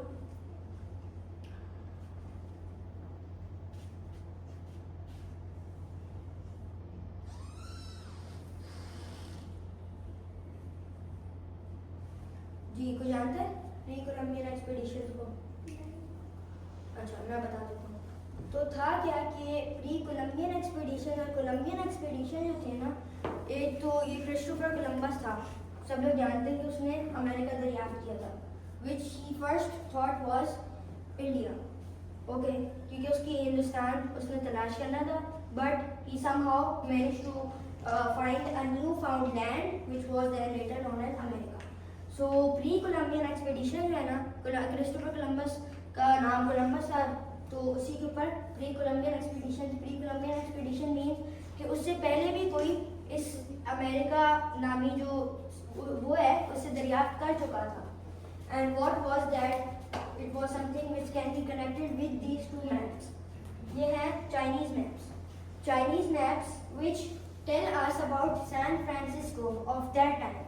Chinese maps which tell us about the East Bay rock walls which are definitely connected to the Great Wall of China. کیونکہ Great Wall of China کے اوپر جب ریسرچ ہوئی تھی اگر کسی نے اس کی ایڈوانس کوئی ویڈیو دیکھنی ہے تو آخر میں مجھے بتا سکتے ہیں میں اسے لنک دے دوں گا. اس کے اوپر پوری ڈاکیومنٹری بنی ہوئی ہے کہ سین فرانسسکو کے 50 مائلس تک یہ ایک بہت بڑی وال جاتی ہے. And this type of wall is also in China and the maps I showed here they tell us about first of all this the very old map اور اس کے بعد یہ والا نیو میپ آتا ہے جس میں نارتھ امریکہ آتا ہے اور ساؤتھ امریکہ آتا ہے اور یہاں پہ ہمیں یہ ملتا ہے جو کہ کوسٹ لائن ہے of San Francisco which can be کہ زینگ ہو Ming dynasty explorer admiral. Ming dynasty is a Muslim admiral, you can say. He did 7 to 8 expeditions in which he brought many fleets اور وہ گیا تھا thousands of kilometers away to Africa and to Arabia and to the Japan. یہاں پہ یہ زینگ ہو ہے اور یہ کہا جاتا ہے کہ یہ گیا تھا امریکہ یا پھر یہ بیچ میں اس کی موت ہو گئی تھی لیکن انہوں نے ڈھونڈ لیا تھا امریکہ تو جو بھی ہے. اور یہ بھی کہا جاتا ہے کہ ان کے ساتھ پوپ کا ایک جاسوس بھی آیا تھا بعد میں پھر پوپ کو اس کے بارے میں پتہ چلا تھا وہ سارا معاملہ ہوتا ہے. تو یہ ساری چیزیں یہاں پہ آتی ہیں. تو بیسکلی میں یہ کیوں ذکر کر رہا ہوں کیونکہ اگر ہم اس کے اوپر تھوڑا اسے انڈرسٹینڈ کریں گے نا ہوا کیا تھا کہ اس وقت یورپ جو تھا نا وہ 2 طریقوں سے بہت زیادہ لیٹ تھا چیز میں. کیا تھا اس کے پاس پیسے نہیں تھے کسی بھی چیز کو جنریٹ کرنے کے لیے اس کے پاس کوئی آئیڈیا اتنا نہیں تھا اور اگر تھا بھی تو اسے وہ اس کے لیے جنریٹ نہیں کر سکتے تھے انف انکم. اور جب کرسٹوفر کولمبس کی جو ڈسکوری ہوئی اس کے بعد آپ سمجھیں کہ کچھ ایسٹیمیٹس بتاتی ہیں کہ گولڈ کی قیمت ہی گر گئی اور گولڈ اتنا تھا اسپین میں یا پورٹگال میں کہ ہر شاپ میں یا ہر بندے کے پاس کوئی بھی بہت سی چیز ہوتی تھی سونے کی. تو دیٹ واز دا اسٹف اور بہت سی ایسی چیزیں تھیں اور بہت سے ایسے مسٹری والے ٹاپکس ہیں جو آپ کو اس سب میں مل جائیں گے. یہ بھی کہا جاتا ہے کہ کروسیڈرز بھی گئے تھے یہ بھی کہا جاتا ہے ایجپشن بھی گئے تھے کیونکہ ایجپشنز بھی امریکہ سے ان کا بھی ملتا ہے وہ سارا کچھ بھی ہوتا ہے. تو خیر میں آگے نہیں چلتا بس یہ بتانا تھا کہ یہ چیز انفلوئنس کرتی ہے یورپ کو اور وہ پرنٹنگ پریس جیسی چیزیں بناتا ہے. اس کے بعد کیا ہوتا ہے کہ عثمانیہ خلافت ہلکے ہلکے اپنے ڈکلائن کا شکار ہوتی ہے. کیوں کیونکہ وہ جو علماء ہوتے ہیں ان کے پاس لیس نالج اور لیس دماغ کو رکھنے کی قابلیت نہیں ہوتی جس کی وجہ سے کیا ہوتا ہے کہ they say that this is something very strange, this is haram and all of that type of stuff and 1-2 centuries گزر جاتی ہیں اور اس کے بعد کیا ہوتا ہے کہ وہ لوگ نالج میں پیچھے رہ جاتے ہیں. لاکھوں کتابیں بن رہی ہوتی ہیں یورپ میں and with those hands they make probably 1 book in a month, a 1 person or in a year you can say. تو یہ سارا معاملہ تھا. اب ہم آگے چلتے ہیں. یہاں پہ اب ہم ایگزامپل لے لیتے ہیں جوز کی کہ اس وقت کے جو جوز تھے میڈیول دور سے کیا کرتے آ رہے تھے. یہاں پہ کسی کو کائرو جنیزا کا پتہ ہے بن عزرا سینیگوگ کائرو جنیزا. اچھا میں بتاتا ہوں. کائرو جنیزا جو ہے نا وہ کیا ہے کہ جو میڈیول دور کے جو جیوز تھے نا what happened was کہ those people they had a Bin Azra synagogue. It was a holy place for the Jews and what happened was کہ وہاں سے انہیں 2 لاکھ سے زیادہ کتابیں اور تختیاں ملی تھیں which were about the Mamluks, which were about the wizards. سلیمان علیہ السلام کی ساری نالج تھی اس میں کہ وہ جن کو کیسے کنٹرول کرتے تھے اور بہت سی ایسی کتابیں تھیں جو وہاں سے ملی تھیں جو ریسرچ ہوئی ہے اس کے مطابق. اور یہ کائرو کے اندر تھا یہ کائرو سے ملی تھی بن عزرا سینیگوگ اور تھا کیا کہ وہاں پہ پرابلی 2 فیمیل خواتین گئی تھی جو جوئش تھیں اور پھر یہ اپنے ساتھ انہیں لے کر آئی تھی. His name was Solomon Schechter. So what happened was he smuggled these to Germany, then started researching and all of that stuff, which told us about the Jewish life in the medieval times, about the Kabbalah which they were creating, and those kind of stuff, and their culture in the Middle East, whatever they were doing under the foreign empires, under the foreign regions. تو اب ہم آگے چلتے ہیں. اب ہم بات کر لیتے ہیں عثمانیہ سلطنت کی, جو کہ لیٹ 1299 سے لے کر پھر پرابلی 1916 تک اس کا ڈکلائن ہوا تھا. تو تھا کیا کہ اس میں شارٹ اسٹوری ہے. 1299 میں ایکسپینڈ ہوا تھا ریپڈ, جس میں کیا تھا کہ انہوں نے کیپچر کر لیا تھا کانسٹینٹینوپل کو آٹومن فورسز نے, اور کیا تھا کہ 1517 میں جروسلم کو انہوں نے کیپچر کر لیا تھا. سیلم ون خلافت جن کی تھی, آٹومن خلافت جو تھی, انہوں نے کیپچر کر لیا تھا اسے, اور اس کے بعد پھر انہوں نے جوز کو نکال دیا تھا واپسی, پھر وہ ریسٹرکٹ کر دیا تھا انہیں آنے سے. تو یہ سارا کچھ تھا. جوش ریفیوجیز یورپ اور آٹومن سٹیز کے اندر سیٹل ہو سکتے تھے سوائے جروسلم کے.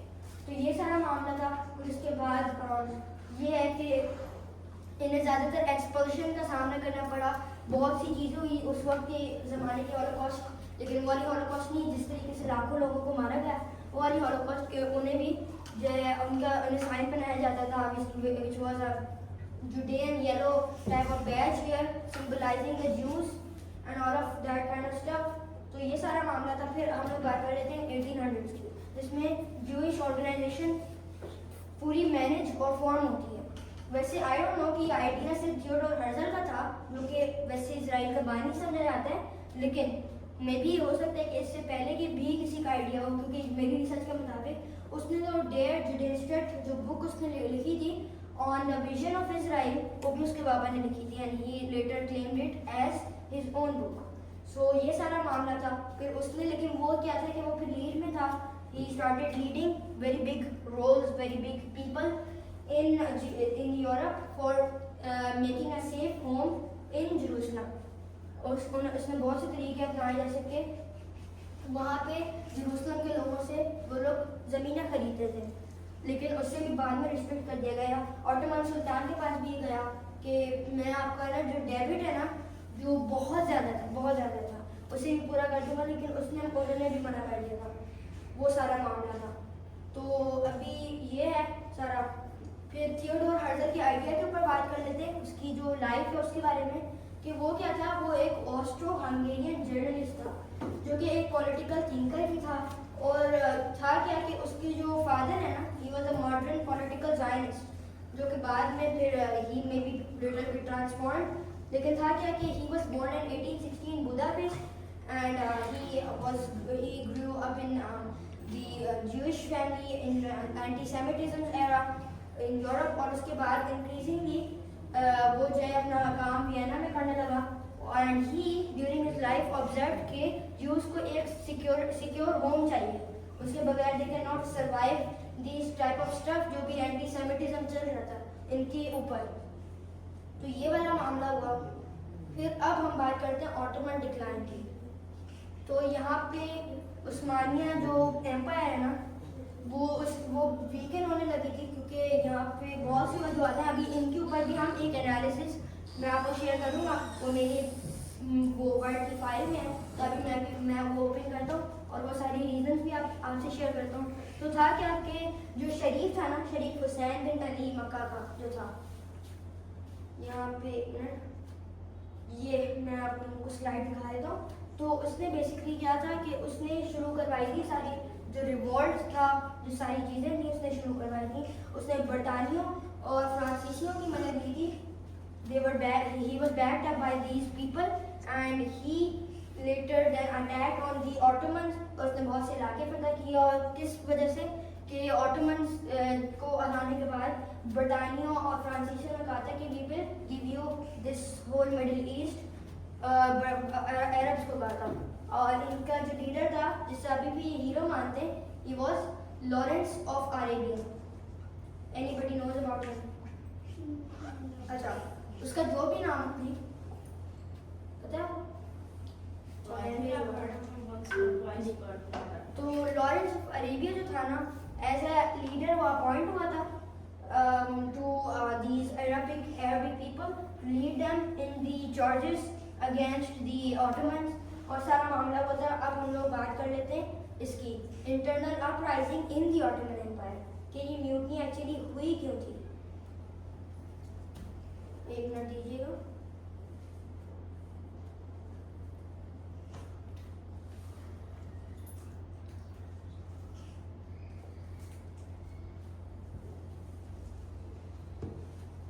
جی تو میں بتانا شروع کر دیتا ہوں.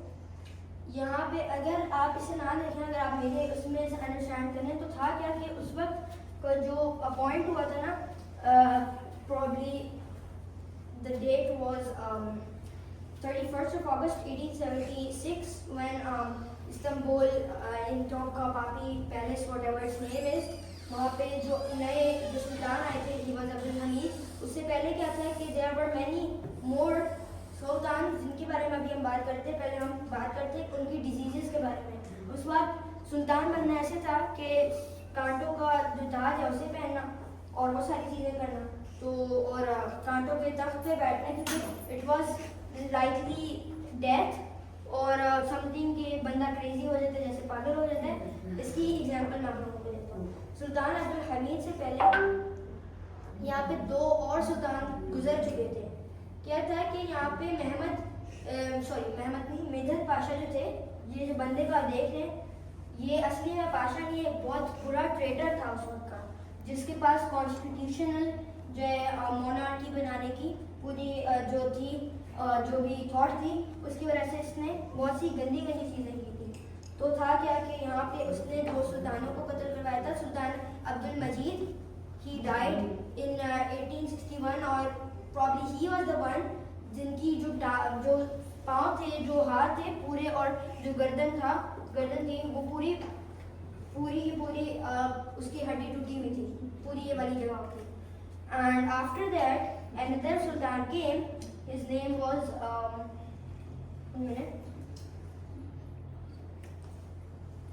his name was Sultan Abdul Aziz. Yeah, probably yes.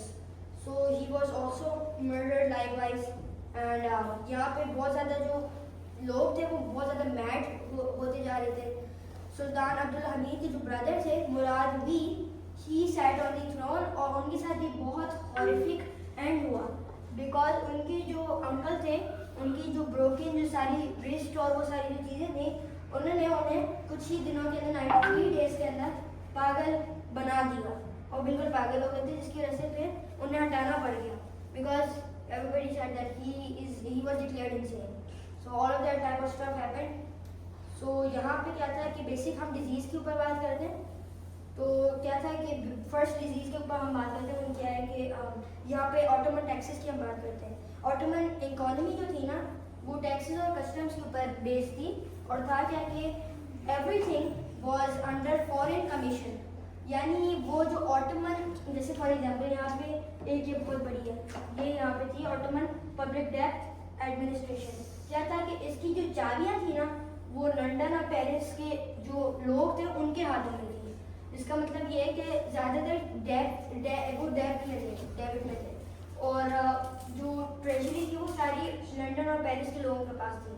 تو یہ بیسکلی تھا. پھر انٹرنل ریبیلین اس طریقے سے ہوا تھا کہ بلغاریہ, بلکان اور سربیا اور کوسوو جیسے ریجن جو تھے نا, they became very influenced by many reasons. جیسے فرینچ ریولیوشن آئی تھی, تو it was the wave of nationalism which arose after the French Revolution, and after that the foundation of Ottoman Empire they started shaking.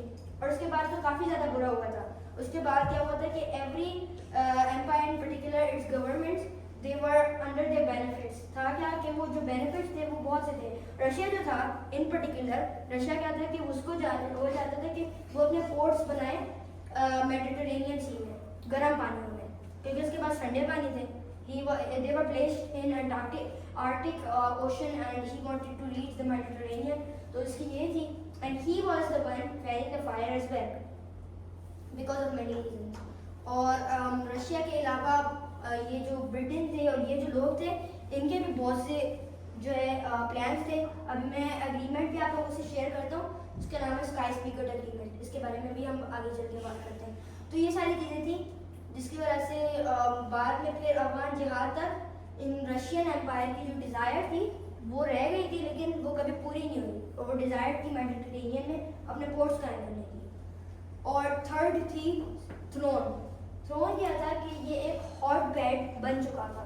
یہاں پہ ہر آئے دن بہت سی سازشیں ہو رہی تھیں. خود سلطان عبدالحمید پر جب وہ تخت نشین ہوئے تھے اس وقت ان کے اوپر حملہ ہوا تھا، اور بہت سی ایسی چیزیں ہوئی تھیں جس کی وجہ سے ایک ہاٹ بیڈ بن گیا تھا. وہ ہاٹ بیڈ یعنی پولیٹیکل، وہاں پہ نا وہ بغاوت شروع ہو گئی تھی، پولیٹیکل اپرائزنگ شروع ہو گئی تھی اور ساری چیزیں شروع ہو گئی تھی. جس کی وجہ سے پھر بعد میں بہت سی وجوہات کی بنا پہ عربک ریوولٹ اور جو اٹلی وغیرہ تھا یہاں پہ اس نے پھر جو ہے شروع کیا تھا یہاں پہ سارا جو تھا. تو اب ہم آگے چلتے ہیں. ایک منٹ دیجیے گا.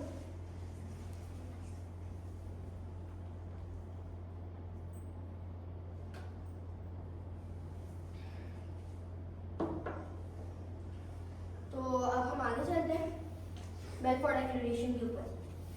تو بیلفور ڈیکلریشن جو تھی نا، جیسے کہ میں نے بتایا جروسلم کے اوپر جب وار ہو رہی تھی اور جب برطانوی امپائر نے اسے کیپچر کر لیا تھا. اچھا یہاں پہ میں ٹرکی کی تھوڑی سچویشن بتا دیتا ہوں. ٹرکی میں کیا ہوا تھا کہ جب وہاں پہ بہت سی جیسے جو بیٹلز وغیرہ ہو رہی تھی، بیٹل آف تریپولی اور وہ ساری بیٹلز ہو رہی تھی، لیکن کیا تھا کہ اس کے بعد ٹرکی نہیں رہنا تھا. ٹرکی نے کوئی اور چیز بن جانی تھی اور اس نے انڈیپینڈنس برطانیہ یا فرانس سے لینی تھی. لیکن ٹرکی نے اپنی انڈیپینڈنس عثمانیہ خلافت سے لی. وہ کیسے کہ نیشنلسٹ آئیڈیالوجی رکھنے والے مصطفیٰ کمال اتاتürk نے یہاں پہ بالکل ترکی کی جو فیوچر جو چیز ہے وہ اسے شفٹ کر دیا. انہوں نے جنگیں لڑی کچھ، جس کے بعد برطانوی اور فرانسیسی مجبور ہو گئے. ان کا شروع کا جو پلان تھا نا اٹ واز کہ ٹرکی کو وہ آدھا کر دیں، اور وہ جو ٹرکی ہے وہ انڈیپینڈنٹ ان کی وجہ سے ہو. تو اس کی وجہ سے بہت سی انہوں نے چیزیں کی جو کہ عربس کے ساتھ ٹریچری انہوں نے کی. اسکائی اسپیکر اگریمنٹ کے بارے میں ایک منٹ دیجیے گا. ابھی ہم بات کر دیتے ہیں اسکائی اسپیکر اگریمنٹ کی. ہاں یہ رہا اسکائی اسپیکر اگریمنٹ. تو اسکائی اسپیکر اگریمنٹ ان میں سے ایک بہت بڑی وجوہات تھا کیا کہ اسکائی اسپیکر اگریمنٹ اگر آپ پڑھنا چاہتے تو آپ دیکھ لیں. میں پھر اس کے بعد بات کرتا ہوں. ایک منٹ مجھے دیجیے گا. تو تھا کیا کہ یہاں پہ میں آپ لوگوں کو میپ دکھا دیتا ہوں. اگر یہاں پہ کھل جاتا ہے، نہیں چلے میں آپ کو ویسے دکھا دیتا ہوں.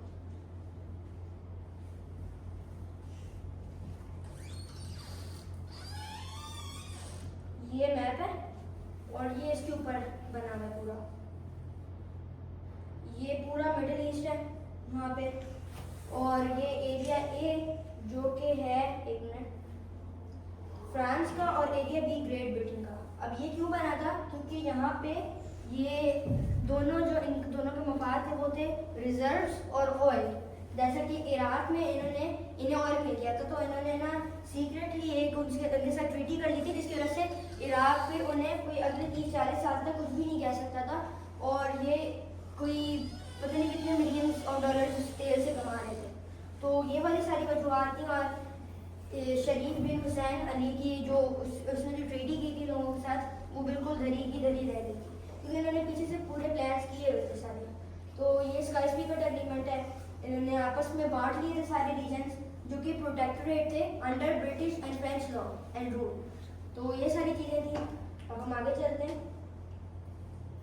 بیلفور ڈیکلریشن کی میں بات کر رہا تھا. بیلفور ڈیکلریشن ایسی ہوئی کہ جو آرتھر بیلفور تھے whatever his name was I can only call him Balfour. اس کی وجہ سے کیا کہ جو اس وقت جو جوئش لوگ تھے انہوں نے پھر ان سے مانگی، اور بہت زیادہ دور تھا وہ ریجن، جس کی وجہ سے برطانیہ اسے اس طریقے سے کنٹرول نہیں کر سکتا تھا.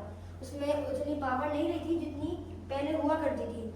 جو جیسے کہ اس کا ایک بہت پہلے لقب ہوا کرتا تھا that the British Empire never its sun never dies and its moon never dies. اس طریقے سے ہوتا تھا کہ وہ اتنی بڑی امپائر تھی کہ جب ایک جگہ پہ سورج غروب ہوتا تھا تو دوسری جگہ پہ نکل چکا ہوتا تھا. اس طریقے سے تھا. Australia and Pakistan and India and different type of regions, New Zealand, more than that, Africa, all of that type of stuff. Half of the empire was including in Great Britain. इसके बाद फिर वो independent हुई great Britain से लेकर, जैसे कि अगर हम अपनी बात करें, Pakistan was probably independent by the British people.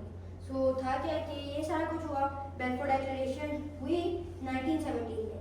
था क्या कि उसमें जूइश होमलैंड को जूस के हवाले कर दिया गया और उन्हें उनके साथ यही था मायदा वगैरह वर्ल्ड वॉर 1 के बाद कि they could control and do whatever it was. और उन्होंने शुरू में कुछ लड़ाइयाँ भी की थी ब्रिटिशर्स के साथ जब वो इंडिपेंडेंट हो गए थे, और फ़लस्तीनियों की भी लड़ाइयाँ हुई थी. इनमें बहुत सी लड़ाइयाँ हुई थी. अभी हम इसके ऊपर बात करेंगे. इसके ऊपर हम लोग बात कर लेते हैं. यहाँ पे 1930s और 1920s तक बहुत ज़्यादा जूइश जो लोग हैं माइग्रेट कर रहे थे. And in 1947 after World War II, when UN was already made, so then the United Nations proposed a partition plan. इसके अंदर कुछ हिस्सा probably 25% the 25% land was given to the Palestinians, जो कि एक नाइंसाफ़ी थी, and probably 50 to 60% of the land was given to the Jewish people, जिसके ऊपर ज़्यादातर लोगों ने नहीं माना. और बाद में फिर 1948 वॉर भी हुई. इसके ऊपर लॉन्ग टर्म अफेक्ट्स इसके ऊपर पड़े रीजन के अंदर, और इसकी वजह से नकबा वगैरह भी, फर्स्ट नकबा, सेकंड नकबा, ये सारी चीज़ें. अब हम बात कर लेते हैं आर्किटेक्ट ऑफ द हॉलोकॉस्ट और हिटलर की. हिटलर जो था ना, जब उसकी नाज़ी रिजीम आई थी, जो उसके रिजीम का नाम था, तो था क्या कि उसका जो आर्किटेक्ट ऑफ द हॉलोकॉस्ट था ना, तो वो उसने तो करवाया था, लेकिन इसके अंदर एक बहुत इम्पोर्टेंट शख्स था जिसको बाद में जूइश लोगों ने मसीह बात किया है तो उसे पकड़ लिया था. तो था क्या कि वो कौन था?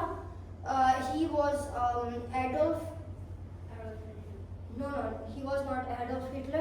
Adolf Hitler was issuing all of that stuff, but it was Adolf Eichmann Henninger who was the official Holocaust architect, जिसने गैस चेम्बर्स और वो सारे आइडियाज दिए थे, और कुछ ही सेकंड्स में उसने जब ये आइडिया पेश कर दिया था, उसकी वजह से कोई 2.6 मिलियन यूज मरे थे. यस, ये बंदा एडल्फ हिटलर से रिलेटेड था. Yes, he was in the Nazi regime. ये वैसे एक सोल्जर था, लेकिन अंतर के फिर ये नाज़ी पार्टी में आया. नाज़ी पार्टी से फिर ये ऑफिशियल हाई रैंकिंग कमांड में आया. हाई रैंकिंग कमांड में आने के बाद इसे हिटलर ने ऑपरेशन साइन किया जूस का कुछ करने का. जूस उस वक्त तो सिर्फ ये था कि उन्हें बैरिस किया जा सकता, उनके पास येलो बैज होता था, जो कि हिटलर के आने तक भी चल रहा था. लेकिन उसके बाद फिर उन्हें बहुत मैस उस पर कत्ल किया जा रहा था, जो कि ये था. फिर क्या था कि जब वर्ल्ड वॉर 1 और 2 हो गई, जर्मनी डिफीटेड हो गया, तो उसके बाद एडोल्फ आइखमैन हेनिंगर वो अर्जेंटीना भाग गया. अर्जेंटीना में वो रहा कुछ साल, और कुछ साल के बाद जूइश लोगों ने, मजे की बात यह कि आइडिया की या मुसाद ने क्या किया, उसने एक मिशन लॉन्च किया. यहाँ पे लिखा भी है ऑपरेशन फिनाले. उसमें क्या था कि उसमें मुसाद के एजेंट जो थे उसके घर के करीब ही पोस्ट हो गए थे.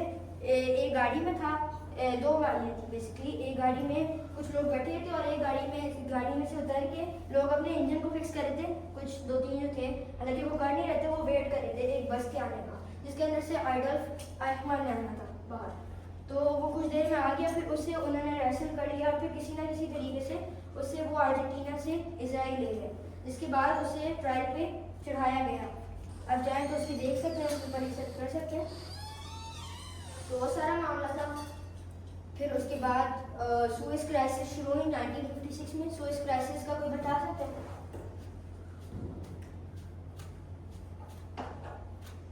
सुएज क्राइसिस,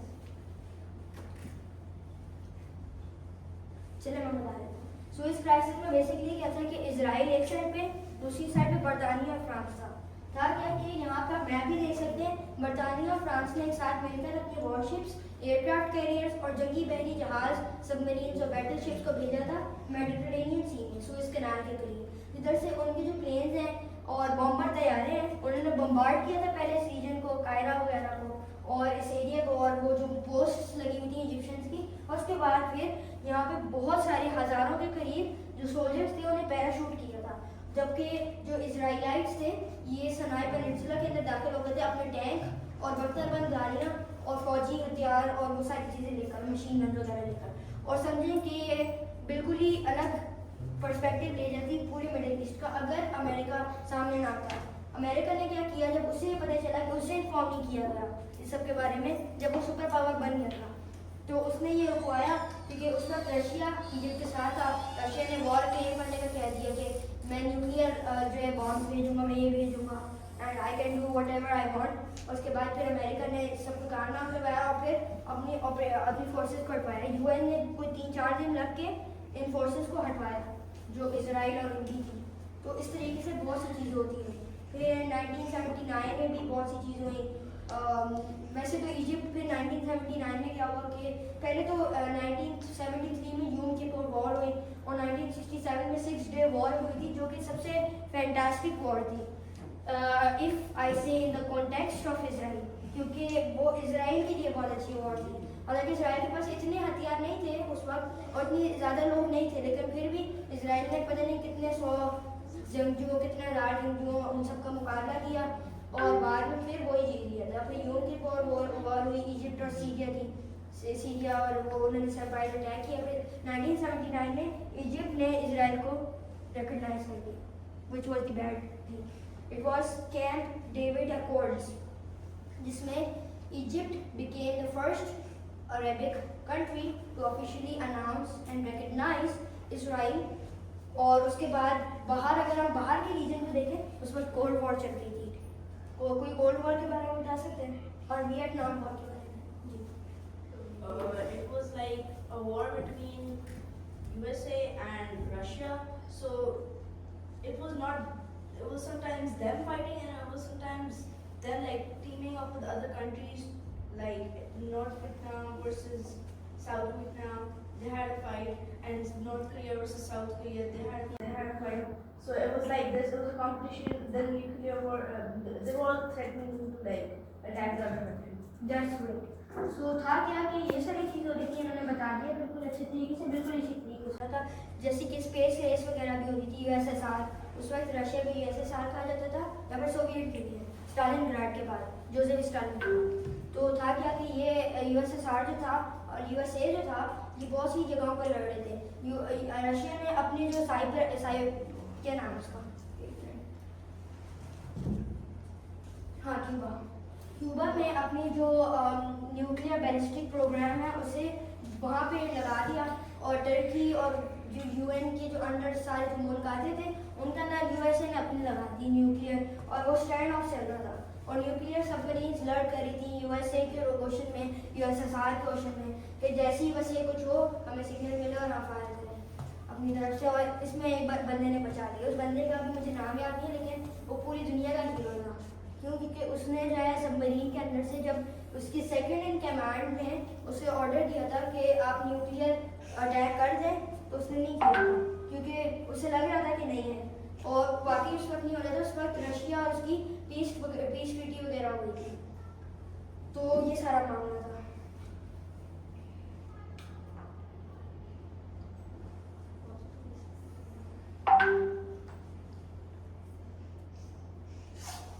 ایک منٹ دیجیے گا۔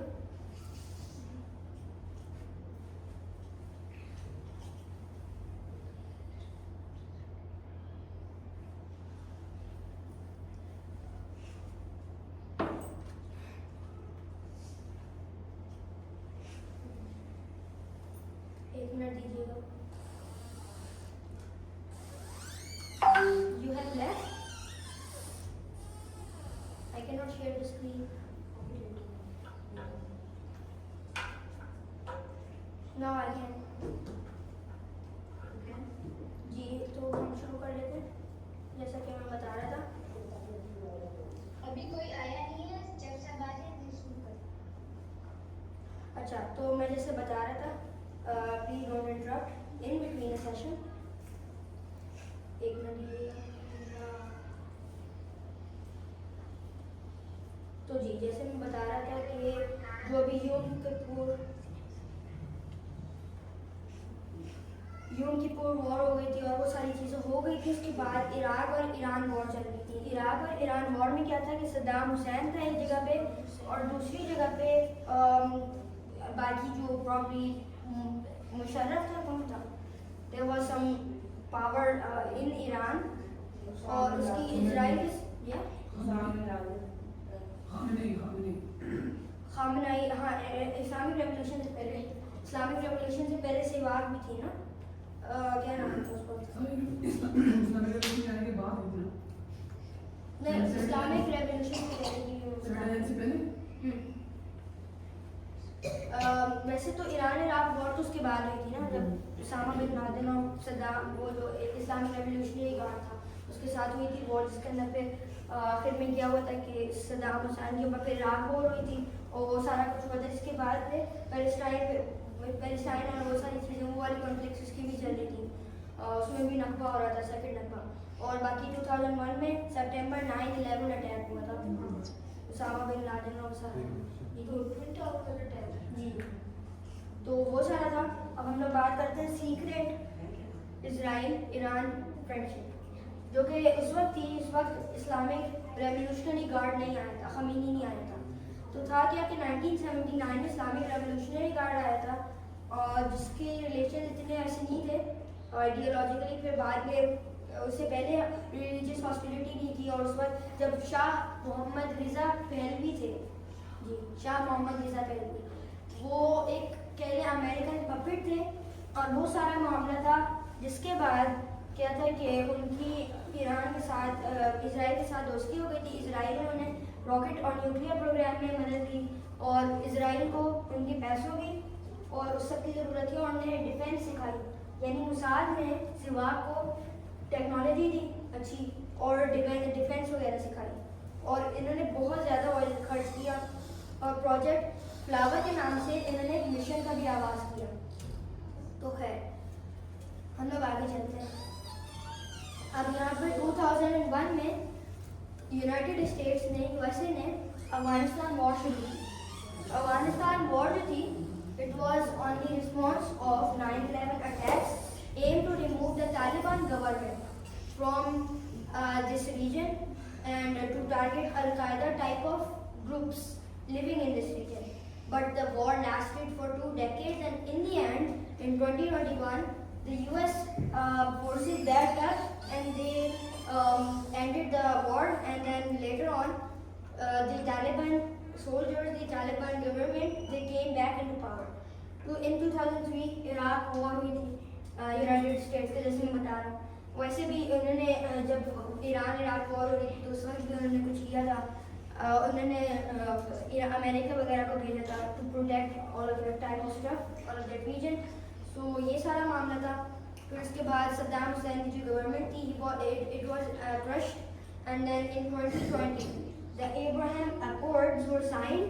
Several Arabs جو تھے, کچھ عرب تھے یہاں پہ, کچھ عرب کنٹریز جیسے کہ UAE, موراکو یا پھر سوڈان, بحرین وغیرہ, انہوں نے اپنے ریلیشنز کو اسرائیل کے ساتھ سیڈلی نارملائز کر دیا, جو کہ ایک بہت سیڈ وجہ ہے, جس کی وجہ سے آج پھر مطلب they don't have any concern, they don't have anything like we don't care that if people are dying, if our hands are dying, I don't care about that.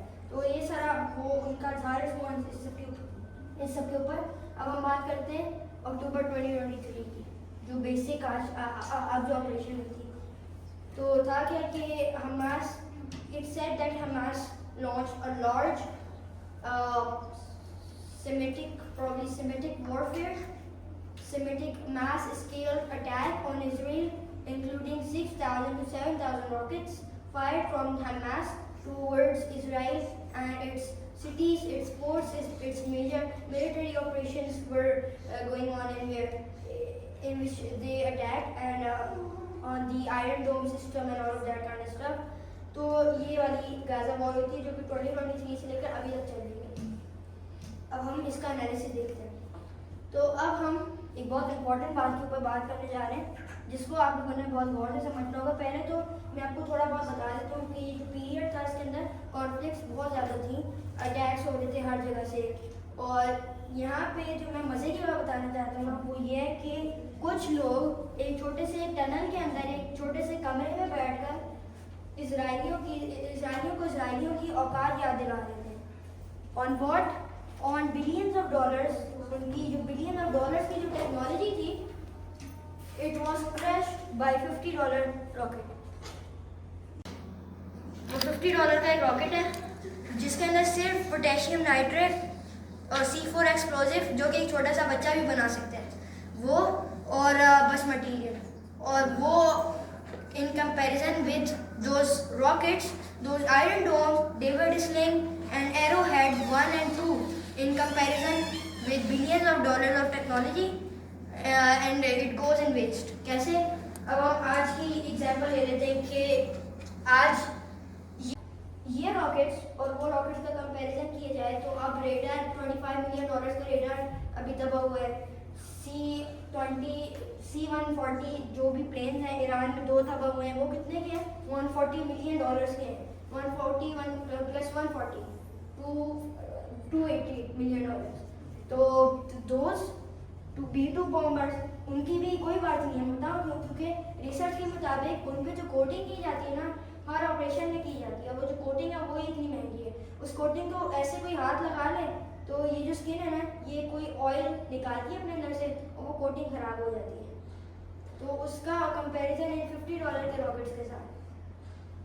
تو یہی ہے, میں بتانا یہ چاہ رہا ہوں کہ ہسٹری اگر ہم بھول جائیں نا, لیکن ہسٹری خود کبھی یہ نہیں بھولے گی کہ وہ لوگ جو کوئی 3-4 لوگ تھے, صرف 3-4 شروع ہوئے تھے, ہزاروں میں پھر گئے, جتنے بھی تھے 100 تھے 200 تھے, لیکن گئے اور آسمانوں سے اتر کے چپلوں کے اندر ڈیزرٹ کے اندر اسرائیلیوں کی اوقات یاد دلانے کے لیے آ گئے. تو ہم آگے چلتے ہیں. اب ہماری بس اینڈ پہ آ رہی ہے زیادہ تر. اب میں صرف اسرائیل اور امریکن ٹیکنالوجی, اسرائیل اور امریکن سیپریٹ ٹیکنالوجیز کی بات کروں گا. بتا دیتا ہوں میں. ویسے ہے یہ کہ یونائٹیڈ اسٹیٹس نے بہت زیادہ ایڈوانسمنٹس کی ہیں ٹیکنالوجی میں, ایز جیسے کہ MQ Reapers, M9 drones and military tanks and those kind of stuff. They have the NASA agencies, they have private firms, they have different types of agencies like Lockheed Martin and all of that type of stuff, جو کہ ان کی B-2 bomber, F-16 اور Markif اور Arrowhead اور David Sling اور یہ ساری چیزیں بناتی ہیں. Yeah, I have seen these big. Yeah. They have United States and Israel have much better technology and infrastructure than Hamas, but Hamas is still putting up a fight. I'm trying to say کہ ان کی brilliant technology سے انہیں تک ہے. جب ہمارے سامنے وہ دکھاتے نا وہ, تو I don't think کہ ان کی جو چیز ہے نا جو وہ کلیم کرتے ہیں ہمارے سامنے, وہ اس طریقے کا رہتا ہے. بیکاز وہ جو $50 کی راکٹ ہے ان کمپیریزن آف $2.5 بلین اور ایون ملین آف ڈالر, تو آپ خود بتائیں کہ جیسے ایک چیز جو ملین آف ڈالرس کی بنے اور پھر کچھ سیکنڈوں میں تباہ ہو جائے, تو what is the comparison between. کیا فائدہ اس آرمی کا جو اپنے آپ کو the best of the best army کہتی ہے, اور جو اپنے آپ کو nuclear power world super power کہتی ہے, and it's destroyed somewhere. So these are the things. Israel کی بھی ابھی ٹیکنالوجی کے اوپر ہم بات کرتے ہیں. یہاں پہ امریکن ٹیکنالوجی میں ہمارے پاس بہت سی چیزیں آ جاتی ہیں. یہ بیسٹ آف دی بیسٹ ہیں ان کی جو ٹیکنالوجی کے اندر آتی ہیں. یہ ریڈار پلین ہے E-3 سینٹری اور یہاں پہ AH-64 اپاچی آ جاتی ہے as a helicopter, MQ-9 reapers, Ohio class submarines اور بہت سی آ جاتی ہیں. USS Gerald R. Ford nuclear powered sub Marine. There are Berkeley class destroyers, F-22 Raptors, D-2 bombers, and F-1A2 Abrahams, and these kind of technological vehicles. And then Israeli technology, which is much focused on American technology, کیونکہ امریکہ نے پہلے جب shipment کی تو امریکہ ہی نے کی, اور پھر اس کے بعد انہوں نے انسپائریشن لی اور ان کی جو کمپنیز ہیں انہوں نے پھر وہ ساری چیزیں بنانا شروع کی. جیسے کہ مرکاوا MK4 یہ والا ٹینک اور M1 A2 ایبراہم ٹینک, ان میں زیادہ کوئی کمپیریزن نہیں ہے. F-35 یہ آتا ہے امریکہ سے, इनका, फिर यहाँ पे बनता है, फिर इसका नेम चेंज होता है. जैसे कि यहाँ पे चाइनीज़ वेपन और Chinese drones. F-16 Pakistan, one of Pakistan's best planes, was made by Lockheed Martin, American manufacturer. Yeah. So that's not even their best plane. So their technology is really high, but Their effectiveness is not okay. yeah. Yeah, their effectiveness is not okay. On ground, they are called as the ghost, the beasts, the legends, and then when they come on the skies, they are something which aren't even compared with a sand, a grain of sand. So, yeah, आप बोले, आपका भी कोई सवाल? ठीक है. तो अब यहाँ पे हमारी आखिरी स्लाइड आती है और इसके बाद आप लोगों को एक वर्कशीट दी जाएगी. वर्कशीट का भी बता देता हूँ. यहाँ पे अगर आप लोगों का अभी कोई सवाल होगा तो आप पूछ सकते हैं इसी स्लाइड में, और इसे असेसमेंट पेपर देने से पहले. फिर उसके बाद आप लोग पढ़ लीजिएगा सवाल. यहाँ पे बहुत से सवाल आते हैं कि आउटकम क्या होगा इस सब का जो आगे आने वाला है. वर्ल्ड वॉर 3 जो है वो आने वाली है. And is World War 3 likely to happen in 4 to 5 years or maybe 3 years or 2 years? ये Very likely. उसके साइंस आप बता सकते हैं कोई? मैंने अभी आप लोगों को बहुत सी एग्जाम्पल दी उनमें से. जी. ये बहुत सारी कंट्रीज मिलके वो ईरान और इसराइल मिलकर बना रही हैं. बहुत सारी कंट्रीज, अब तो नॉर्थ कोरिया भी आ गई है, साउथ कोरिया भी पार्टिसिपेट कर इस वॉर में. मुझे एक Okay. See now, like Afghanistan versus Pakistan, that fight is technically not happening now, but Israel versus Palestine is the main focus. Of course, Russia versus Ukraine already happening. It's pretty old now, but this is making it very likely that World War III could happen in 4 to 5 years. Okay, that's okay. और yeah, it was like मैं आपको इसकी example देता हूँ. तो ये वाला question देखा जाए ना, ये क्वेश्चन रीड करें, मैं आपको इसका आंसर देता हूँ. इसका आंसर क्या है कि जर्मनी जो था ना, जब वर्ल्ड वॉर 1 शुरू होने वाली थी तो उस वक्त बहुत से कंट्रीज ना एक दूसरे के साथ लड़ रहे थे. उसमें हम लोग देख लेते हैं जर्मनी लड़ रहा था नॉर्वे और स्वीडन वगैरह के साथ. Then Serbia had a fight with Austria-Hungary because Yeah. in Serbia their leader got killed. So you can indirectly connect this with today, Russia was fighting with Ukraine and all of that kind of stuff, which you can connect here. और ये भी कि अभी ऐसा भी कुछ हो सकता है कि एक चिंगारी उठे and it lights a very big fire which spreads the whole Middle East. How? Let me tell you. ऑस्ट्रो-हंगेरी और सर्बिया का जो था ना वो मेन था.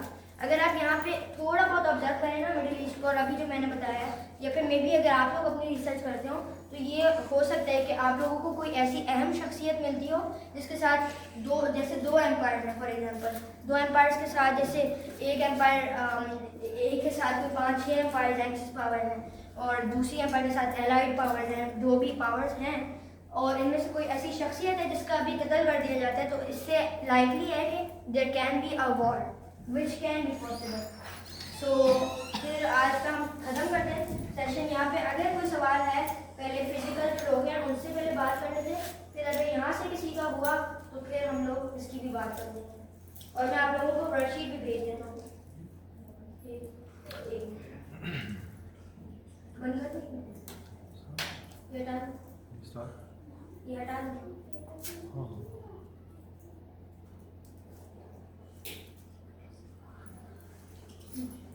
एक मिनट दीजिएगा मुझे, पहले मैं फिजिकल लोगों से पूछ लूँ क्वेश्चन, फिर उसके बाद आपसे पूछूँगा.